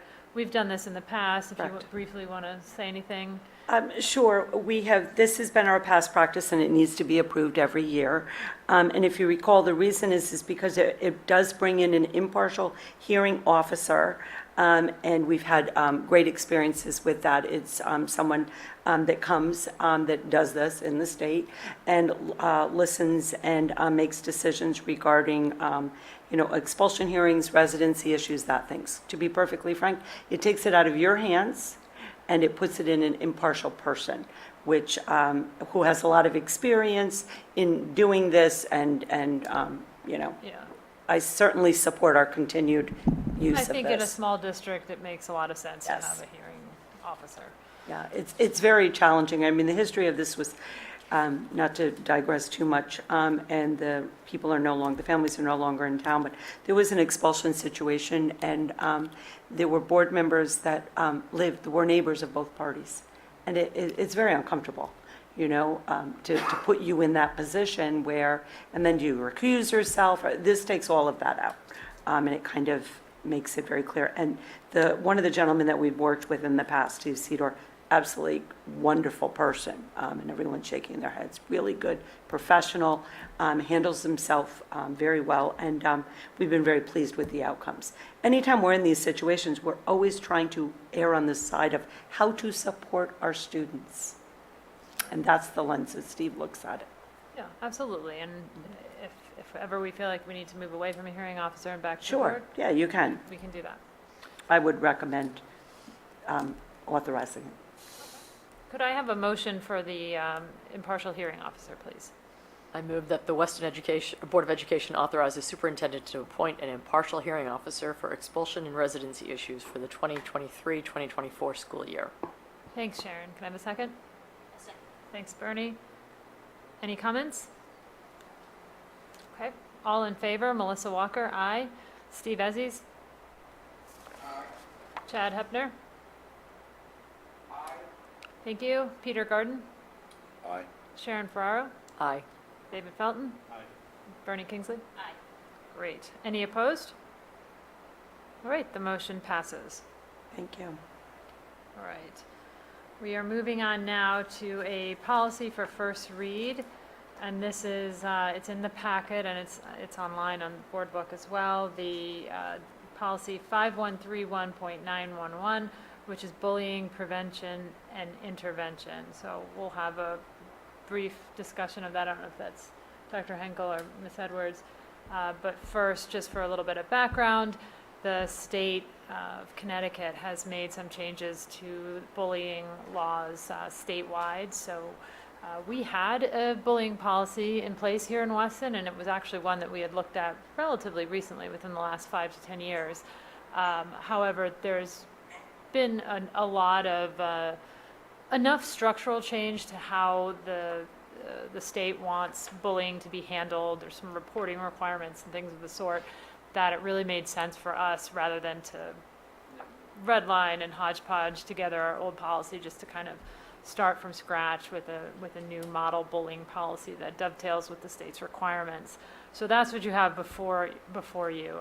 We did have a very robust conversation about this in the policy committee, and I'm happy to share, my perspective on that if people are interested. But I'll first let either Dr. Henkel or Ms. Edwards summarize what the policy states. And if I can just add, we also had Shipman and Goodman lawyer Jessica Smith come and work with the administrative team over these changes in the definitions, not only with this policy, but other policies. And we found it so valuable that she is going to be coming back again, because it's really important that we not only follow the law, but make sure that our policies reflect it. And it was on her suggestion that we took the new policy in its entirety, because redlining it was very difficult. Yeah, I think that's right. And, part of our discussion that we had in the policy committee centered around, obviously the important work in protecting and preventing children who are bullied, but also making sure that we're respecting the due process rights of students that are accused of bullying, right? We're in the business of educating here in Weston and in the Weston Public Schools, and, kids make mistakes. Every situation is a learning opportunity. So we spent a lot of time in the committee kind of talking about, how do we help kids learn which behaviors are appropriate and not appropriate, and how do we make sure that while preventing bullying, that we're also looking at this through the lens of education, more so than punishment. Yeah, I think you've hit on several important points already. I'll just start by saying this is a very complex policy. There are lots of steps, there are lots of procedures embedded in the policy that's done very specifically so that we are as uniform as possible. This is a very serious issue on both sides, and something that we take very seriously as a district. The primary difference between this proposed policy and the previous policy is the definition of bullying, which I don't think I need to read. It's on the first page of the policy document. It outlines exactly what criteria we need to meet in order for an act to be considered bullying. One of the things that we talked about in the committee meeting was how this language at times can be subjective. I do want to underscore that there's always a very thorough investigation, and there is always consultation and communication around these decisions. Very often our building assistant principals are the point person for these investigations. They do an amazing job looking at all sides of the issue, and they also consult and have conversations when we have situations that are complex or more nuanced than others. This policy also talks a lot about what we do proactively from a safe school climate perspective and how we promote social emotional learning of students and positive climate within our buildings.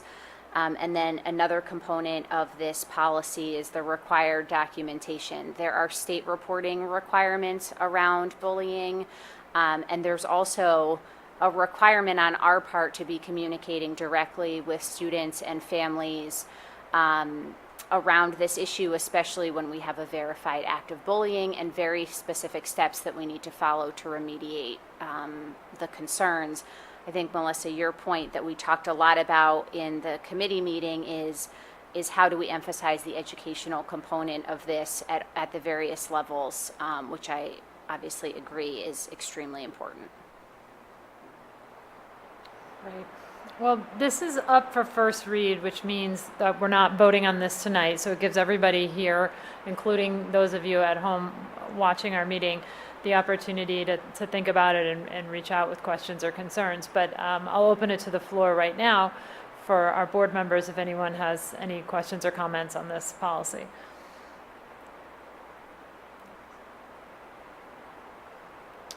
You know, I always do. I thought you might. Yes. I see the term school specialist, school climate specialist, but I don't see definition or who that person is. Did I miss it, or? No, we have a school climate specialist, and she's with us this evening. So, so we have a district safe school climate coordinator, that's me, and then building administrators serve as the point people in their respective buildings. Typically and we can talk about this from a policy perspective, we typically aren't defining the exact individual within that role within a policy so that we're not required to make updates. Otherwise, we'd have to come and have it go through 2 reads every time the individual changed, so that's the rationale behind that. And just data point wise, in the past, let's say 3 years, how many cases, obviously not the details, but have we had cases of confirmed bullying that required administrative intervention? Yes, I don't have an exact number for you. It is not a huge number, but we have a handful of situations that, yes, rise to this level. And I think it's important to underscore that even situations that rise to this level also fall on a continuum, right? There are verified acts of bullying that are less severe than other verified acts of bullying, and then there are behaviors that don't meet this threshold but still require follow-up and intervention and support for the students who are involved because there are hurt feelings and social emotional challenges that we need to navigate.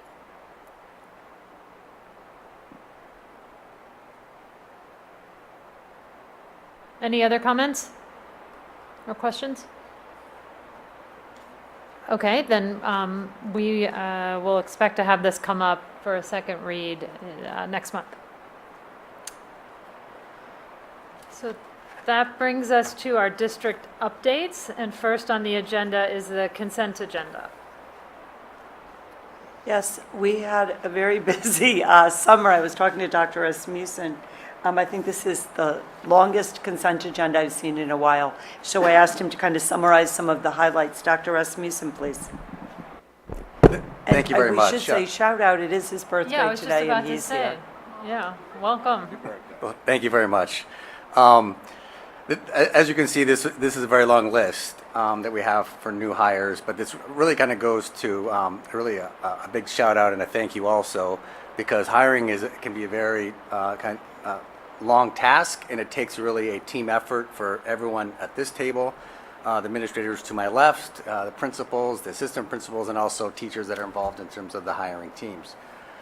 As you can see on here, there are 22 new hires listed in here, which can be, right now it's a mix of non-certified, paraprofessionals, security specialists, administrative assistants, etc., and coaches, to your certified classroom teachers, social workers, interventionists, our new curriculum instruction leaders, and also an admin.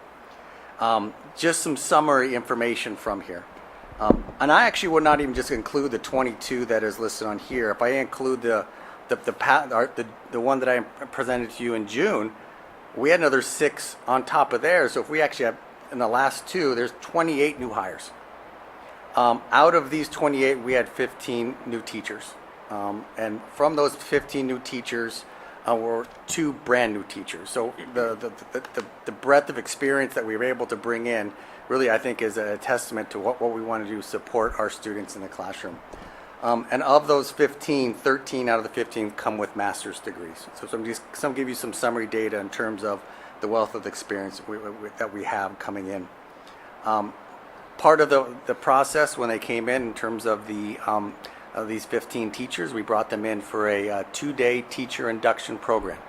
It was well received. The teachers were very pleased, and they thought, one of the questions I asked them at the end was, do you think you're prepared in terms of the start of the year? All 15 pretty much said they felt they were ready to start the year, which was nice to hear. I'm going to go ahead and kind of turn the page to the next side, was the retirements. Storm Snaith we had 1 retirement in this time frame, and we cannot thank Storm enough for her time and experience. She came into the district in 1997. So 26 years later, of all the support as a library media specialist in various schools, it is really a testament to her professionalism and supporting teachers and buildings throughout that time. As you can also see, we have a number of resignations. I have listed there, we have 8 resignations, and again, a testament to all the hiring on the first page. All of these have been filled over this time. We have no reduction in force. We do have 1 leave of absence due to staying home for family reasons, and also because of some of our openings we had and some of the staff that we had at various positions, in terms of we were able to move some individuals that were qualified in various roles to paraprofessional, moving to a administrative assistant. Sean Young, who also kind of went from a paraprofessional to a social studies teacher, and also Kara Sweezy in replacing Storm Snaith at the top to kind of move into that library media specialist, which she had that certification. So it was, again, a testament to all the hard work of going through the hiring process. This really was a team effort from everyone within the district to support the teaching and learning that goes on in the classroom. So thank you.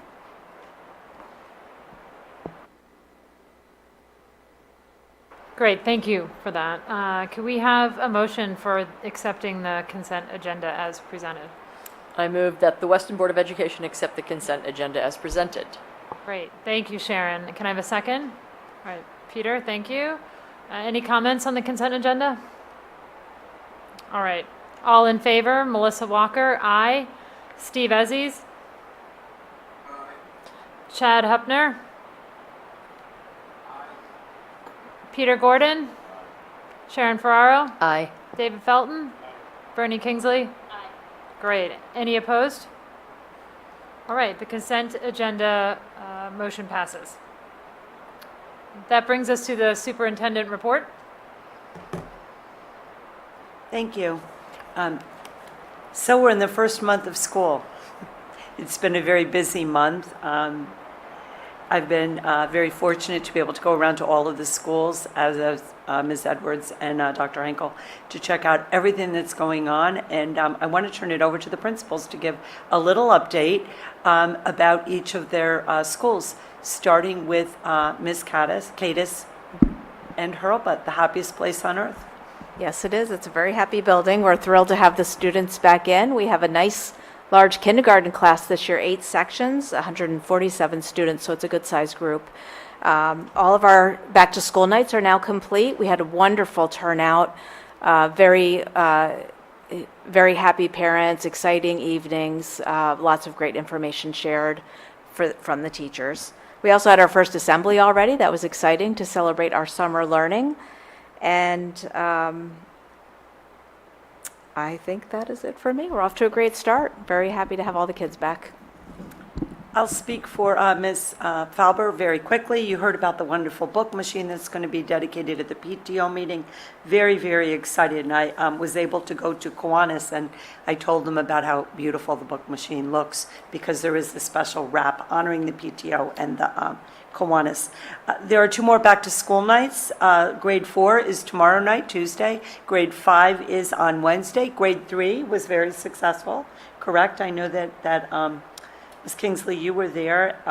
You have a 3rd grader, as does Mr. Hopner. I think that's it. Yeah. Oh, you have 3rd grade too? I'm sorry. I always think of your high school. 3rd grade. But again, very successful back to school nights. A lot of excitement, and shout out again to join all of our PTOs. They've had tables out there, as well as the Weston Education Foundation has had tables at all the back to school nights. Now the middle school. So thank you. We've had a very smooth opening to the middle school. You may notice that several of those new staff members that were on the consent agenda are here at the middle school. We're so excited to have them. Teachers and students came back to a new look in our building. There's the decals on the front of the building showing both the Weston W and the Weston Middle School shield. Our custodians painted a golden blue stripe through the building, so it just really looks nice here. We also have 3 additional water bottle fillers that were put in over the summer, so it's just a lot of good things happening. Our advisory program has been rebranded this year as Connect. It's part of our PBIS, Positive Behavior Intervention Supports program, and Patty Powers has taken over the helm of that this year. Our back to school night is this Thursday, so we look forward to seeing everybody Thursday. And I think that's pretty much all I have for the middle school. Thanks, Dan.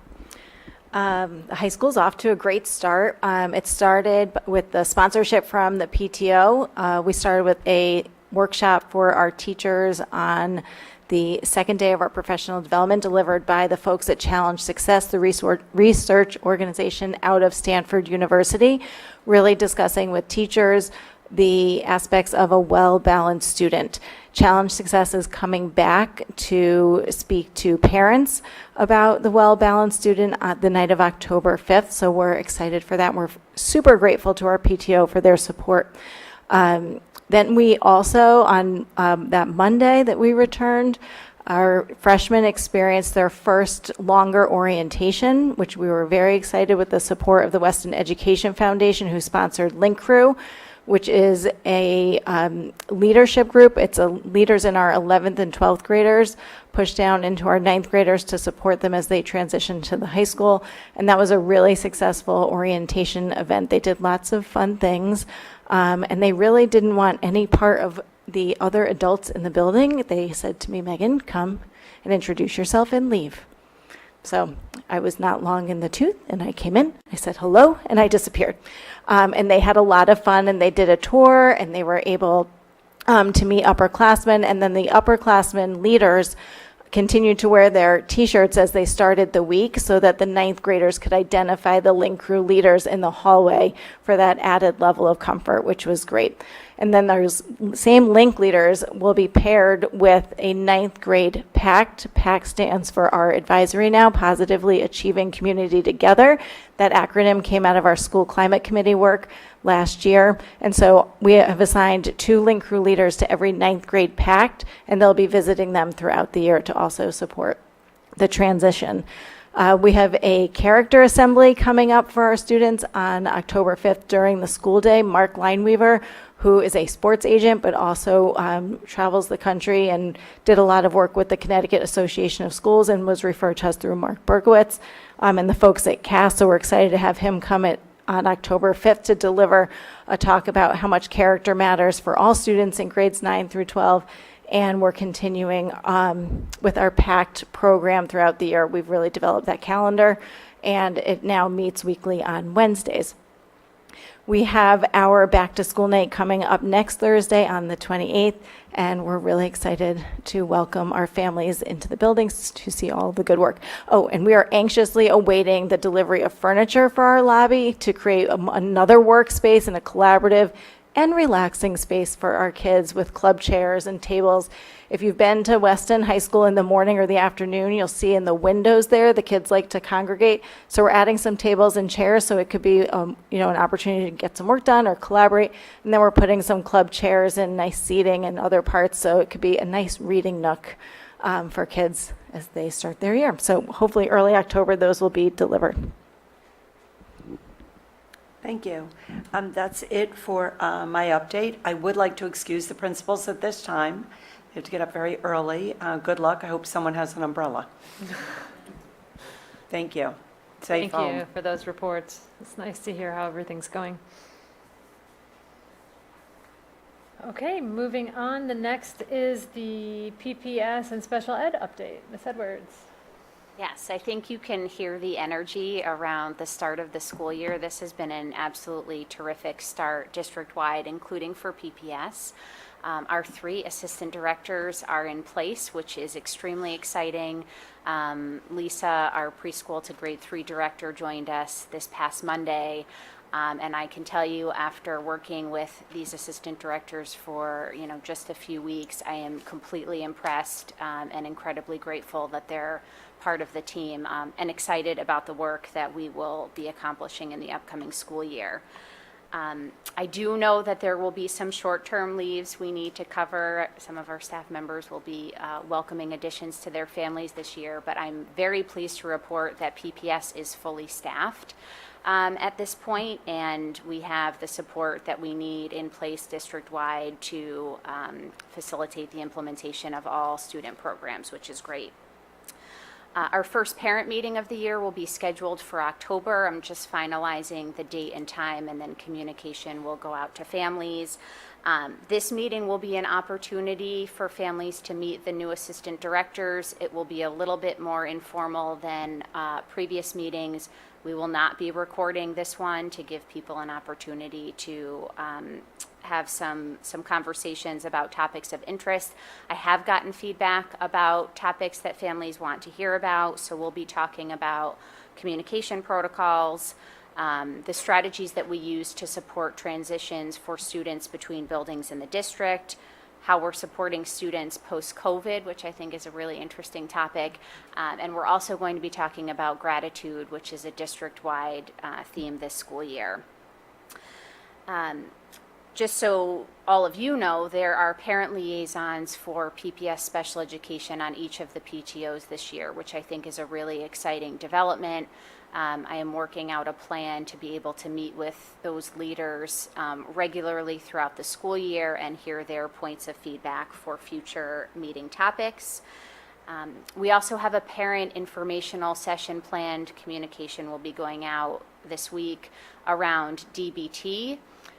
This parent session is really designed specifically for middle school and high school families. That's where DBT is the social emotional learning focus in those buildings, although all families will be welcome to the presentation. It will be held virtually. on October 4th at 6:30. It will also be recorded for families who are not able to join. I had a planning meeting today with a variety of mental health team members from the middle school and high school, and they are excited to share this information. And then I'll just say, if anyone has ideas for future meeting topics for parent presentations or district presentations, I encourage them to reach out to me directly. Okay. Does anyone have any questions regarding that update? Well, I just wanted to say that Ms. Edwards is being very modest, but this time last year, we were facing a very challenging hiring shortage in special ed here in Weston, across our DIRG, across our state, and across our nation. And to be where we are right now, when many of our sister districts are still struggling with shortages in special ed, is a real testament to the department that you're running, and the fact that people are choosing to work here, and that's a real benefit to our students in Weston. So thank you for that. Moving on to finance and operations, Mr. Cross. Hello, everyone. So for the year, and then June 30th,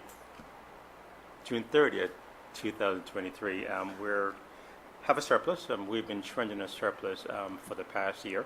We've had some movements between the last time we met and now. So just a quick recap. So for the year, we're pretty much at about 50 overall between encumbrances and actual expenditure. We've spent 98.16% of our budget, or $55,355,781, which will get us to a surplus of $1,035,000. Just to give just a quick review of some of those items that have caused this surplus. We have various salary savings. As Melissa just mentioned, we had some difficulties last year in filling positions, and that largely contributed to the savings that we have for salaries. We've also had some savings for health insurance because our census has been historically low for the past couple of years. We've had significant savings in spread tuitions and settlements, and that's ranging from any change in placement or to pretty much families leaving the district. Other significant savings that we have for this year, we have savings in transportation fleet reduction. We mentioned last year that we've reduced a bus fleet now to 21 buses. We've reduced by 1. We have credits coming from the previous year. We have had increase in our pre-K and non-resident tuition, and also we have an increase in excess cost reimbursement. What we haven't spoke about yet for this year is the savings that we're seeing for electricity credits. So we have 3 virtual net metering credits. Pretty much these are solar plants. So we're seeing significant increases from those plants for this year. A lot of that is driven from the increase in rates from Eversource, and we're seeing a corresponding credit increase. On average, our credits were about 17 cents per kilowatt hour. For the period January through June, that went up to 26 cents. So where we are at the end of June is that we have pretty much maxed out on all 3 contracts. So we pretty much will not be seeing any credits for between August and December. The good news is that we have enough credits. We have pretty much excess credits that will be applied against our fiscal 24 invoices, and I do believe that's about, give me one quick second.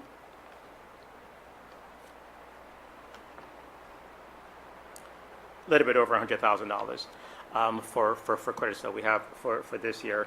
We did have some other items, some offsets that we use the money for. I just want to give a quick update about that. We shifted the payment for our ERIP, which is our Early Retirement Incentive Program, from the non-lapsing account that was approved by the Board of Finance. We did invest in our K-2 reading program to mitigate our budget for fiscal 24. We did upgrade some equipment. We installed our self-paid electric vehicle charging station. We did a district-wide pavement analysis. We did replace LED lighting at the high school and also at Hurlbut. And we pretty much just did overall some district-wide improvements regarding to maintenance. So all in all, that's pretty much the main drivers of the surplus for fiscal '23. Any question on the operating budget side?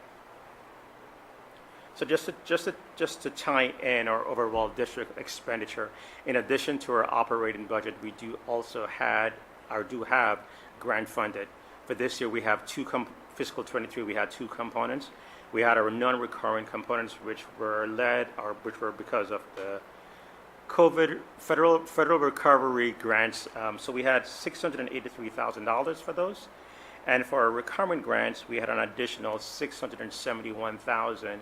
So that is an additional expenditure of $1.3 million for fiscal '24.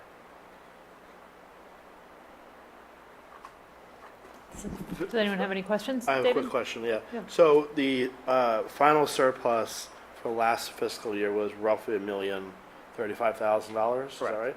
And that gets returned to the town? Correct. Okay. And do we ever, as a board or district, see that money again, or it's returned to the town, and if we have an expenditure, an unknown expenditure, we have to go and ask for a special appropriation? That is correct. Okay. And we don't operate a capital fund because it's the town's responsibility? Also correct. Just to tie in as well in terms of the unassigned fund balance that's maintained by the town. We did go before the Board of Selectmen and the Board of Finance for a special capital appropriation for security initiative to the tune of $350,000. So the way we look at it is that we're giving back $1 million, $350,000 of that is going to be used to fund our initiative for security, which will give us a net return to the town of $685,000. So to that point, which actually was what I was going to ask, we didn't ask for more because we weren't sure what we would actually be able to get. So is there an opportunity to go and ask for more now, being that we ran a surplus? Right. So I think the way we did is that we were very strategic in terms of our focus. So our focus last year was really more so on the K-5 buildings. What we will be doing going forward, instead of asking for a special appropriation, is that all initiative as relates to security will be a part of our budget request. Okay, but that would raise our budget for next year. Well, these items more than likely will be capital items, so they will not necessarily raise our budget, but it will be a part of the overall town and Board of Education's budget. Okay. Just a quick update on Internal Services Fund. For our Internal Services Fund, we were slightly below budget. We had a budget for dental claims and fees only of $434,000. Actual claims and fees were roughly $380,000, so we're slightly below budget where that is concerned. The balance in Internal Services Fund remained unchanged at $418,000, which is also managed by the town.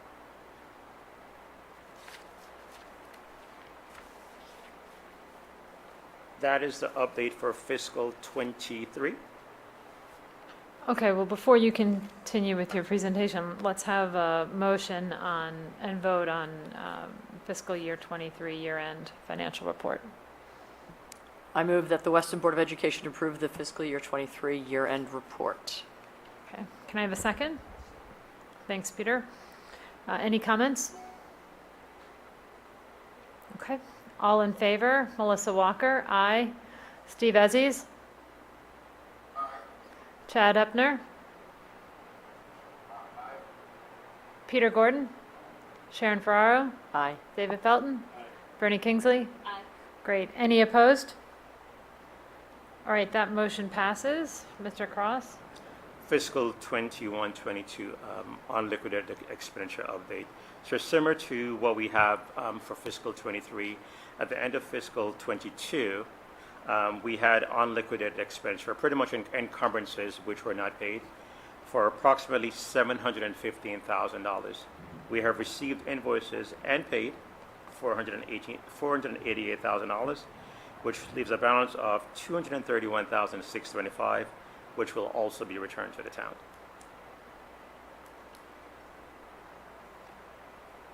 That is it for the update for fiscal 21-22. Okay. All right, just quick update on general operations. So we did present it's pretty much an overview of all our capital expenditures going back to fiscal 20, from 22 to current to fiscal 24. We have completed quite a bit, a significant amount of all these projects. This was a very extremely busy summer. The projects that we have that will continue for fiscal 23, some consulting work that we have for Hurlbut, and also for the north, primarily at the North House at Hurlbut. We have deferred until fiscal 24 the track replacement, the auditorium lighting and sound at the high school, and the South House bathroom renovation project. As it relates to the track replacement, we have secured 3 quotes. We're in the process of reviewing those quotes. We do anticipate that we will be going for additional fund requests for the track replacement, and that has to do with some design changes that we have. And this is pretty much just to get the track itself just be more readily available for state competition. We did have a design flaw with the existing track, where we have the long jump pit, or a second long jump pit, which is in the middle of the track. So you can't simultaneously have long jump events while you have in track. So right now we're thinking of moving the long jump pit to the interior of the field and relocating the pole vault. So that's from the capital perspective. Our grounds, we have a talented team of maintenance staff, and they were pretty busy this year. Just going to give a quick update just to get a flavor of some of the work that was done.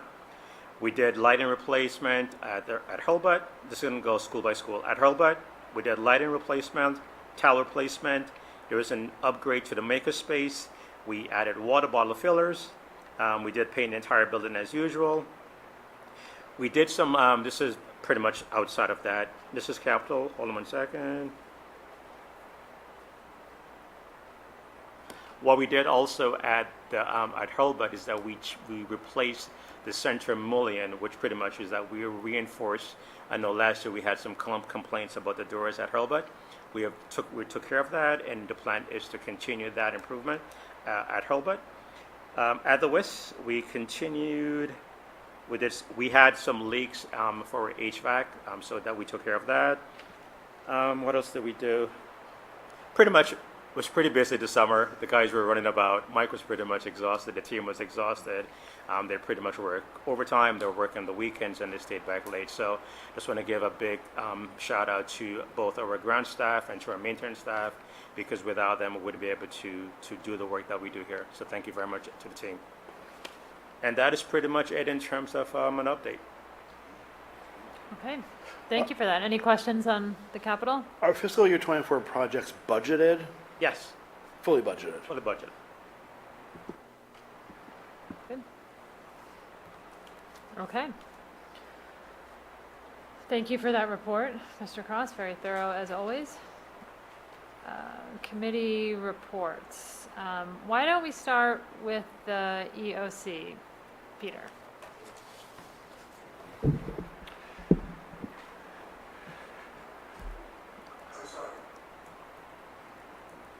Steve, we're moving on to committee reports, and we're going to start with the Educational Optimization Committee. That Peter Great. wants. So, Steve, Chad, and myself have met. We've received input from the superintendent. One of the great frameworks is called Future Ready Schools. So that's sort of our guiding principle, and the best part of that, it's the center little piece of the hub is learner-centric.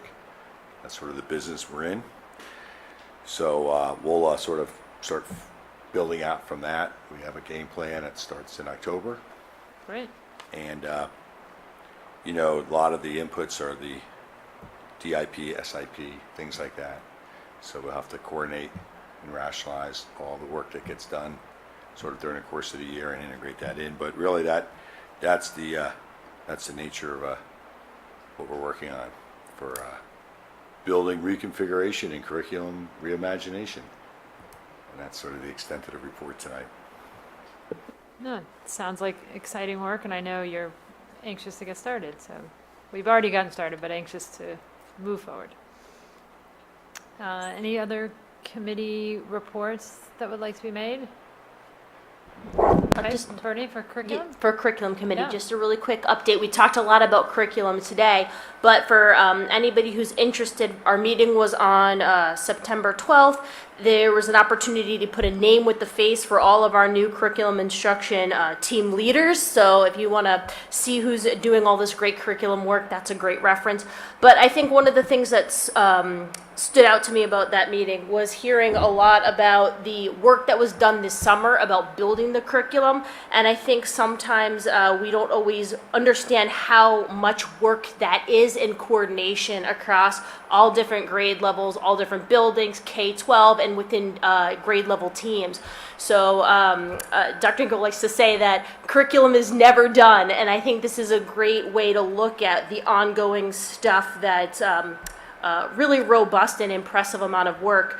Chad had mentioned earlier that we're looking for some of those qualitative ways to look at what the learning is like in schools, and listening to that meeting is a great way to see some of the factors that go into the educational outputs and being able to assess them. You can hear some of that work in that meeting. Okay, thank you, Bernie. Communications? Chad, if you want to just give a quick update, he's sort of taken on the lead role in looking at Board of Education and how public comment, internal Board of Ed processes for public comment.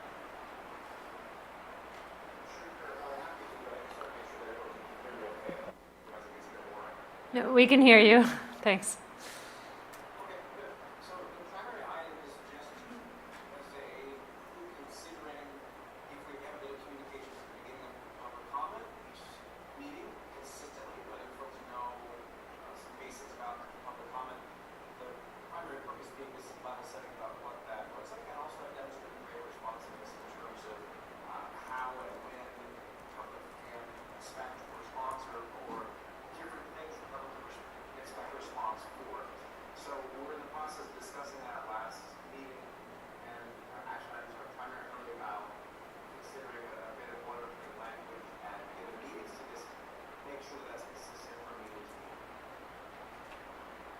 Okay, thank you, Chad. Let's see, how, from policy, we discussed the policies here in the meeting. I would just say that if anybody, particularly in light of the bullying policy that's coming up for second read, we have our next policy committee meeting October 3rd at 9 a.m. if anybody wants to listen in or participate. Let's see, what's left? Finance and operations. I think Mr. Cross gave a pretty thorough presentation. Steve, did you have anything you wanted to add from the Finance Committee? No, Phil covered all the key points. I just want to echo, our thanks to Mike and his team over the summer. Phil touched on, a number of which, numbers much greater, all projects that were completed across all 4 schools during the summer. That's right, absolutely. Okay, lastly, we just have two more. The Connecticut Association of Boards of Education, CABE. Is there any report from them? No new updates. No new updates, okay. And then the Cooperative Educational Services, CES. Any update, Dave? Nope. Okay. We renewed Chip's contract for all those interested. Got it. Oh, and we do have the Weston Education Foundation. That's me. Okay. Anything to report? WEF approved a grant. Tina, do you want to talk about the grant that was approved? Oh, put your light on. Sorry.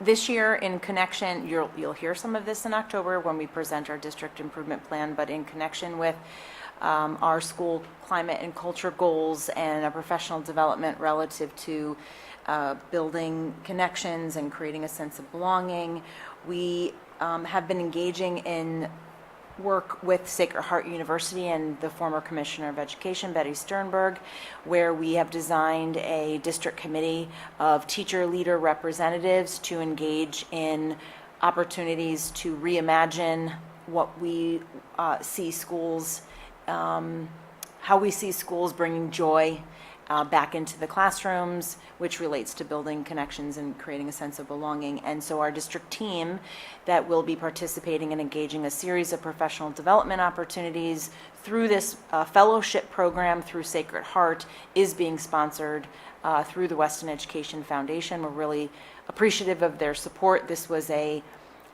I wouldn't say last minute, but it wasn't part of kind of our budgeting. It passed in November when I first arrived. This was a program that we engaged in at the end of the school year, and because of the astounding feedback from our teachers that participated, we would like to continue that partnership, and so because of the support from WEF, we are now able to do that this year.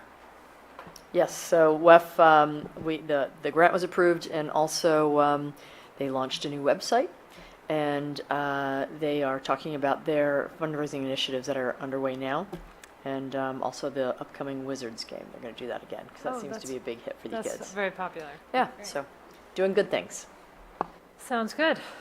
All right, well, that concludes the agenda. Our next regular session board meeting will be October 16th, 2023 at 6 p.m. It will be a remote meeting and live streamed. So with that, can I have a motion to adjourn? I'm going to get a perfect streak here. Oh, that's right. You've done all the motions. Thank That's you. right. I move that the Weston Education adjourn the September 18th meeting at 8:18 p.m. Great. Thank you, Sharon. Can I have a second? Peter, thank you. Meeting adjourned. Thank you, everyone.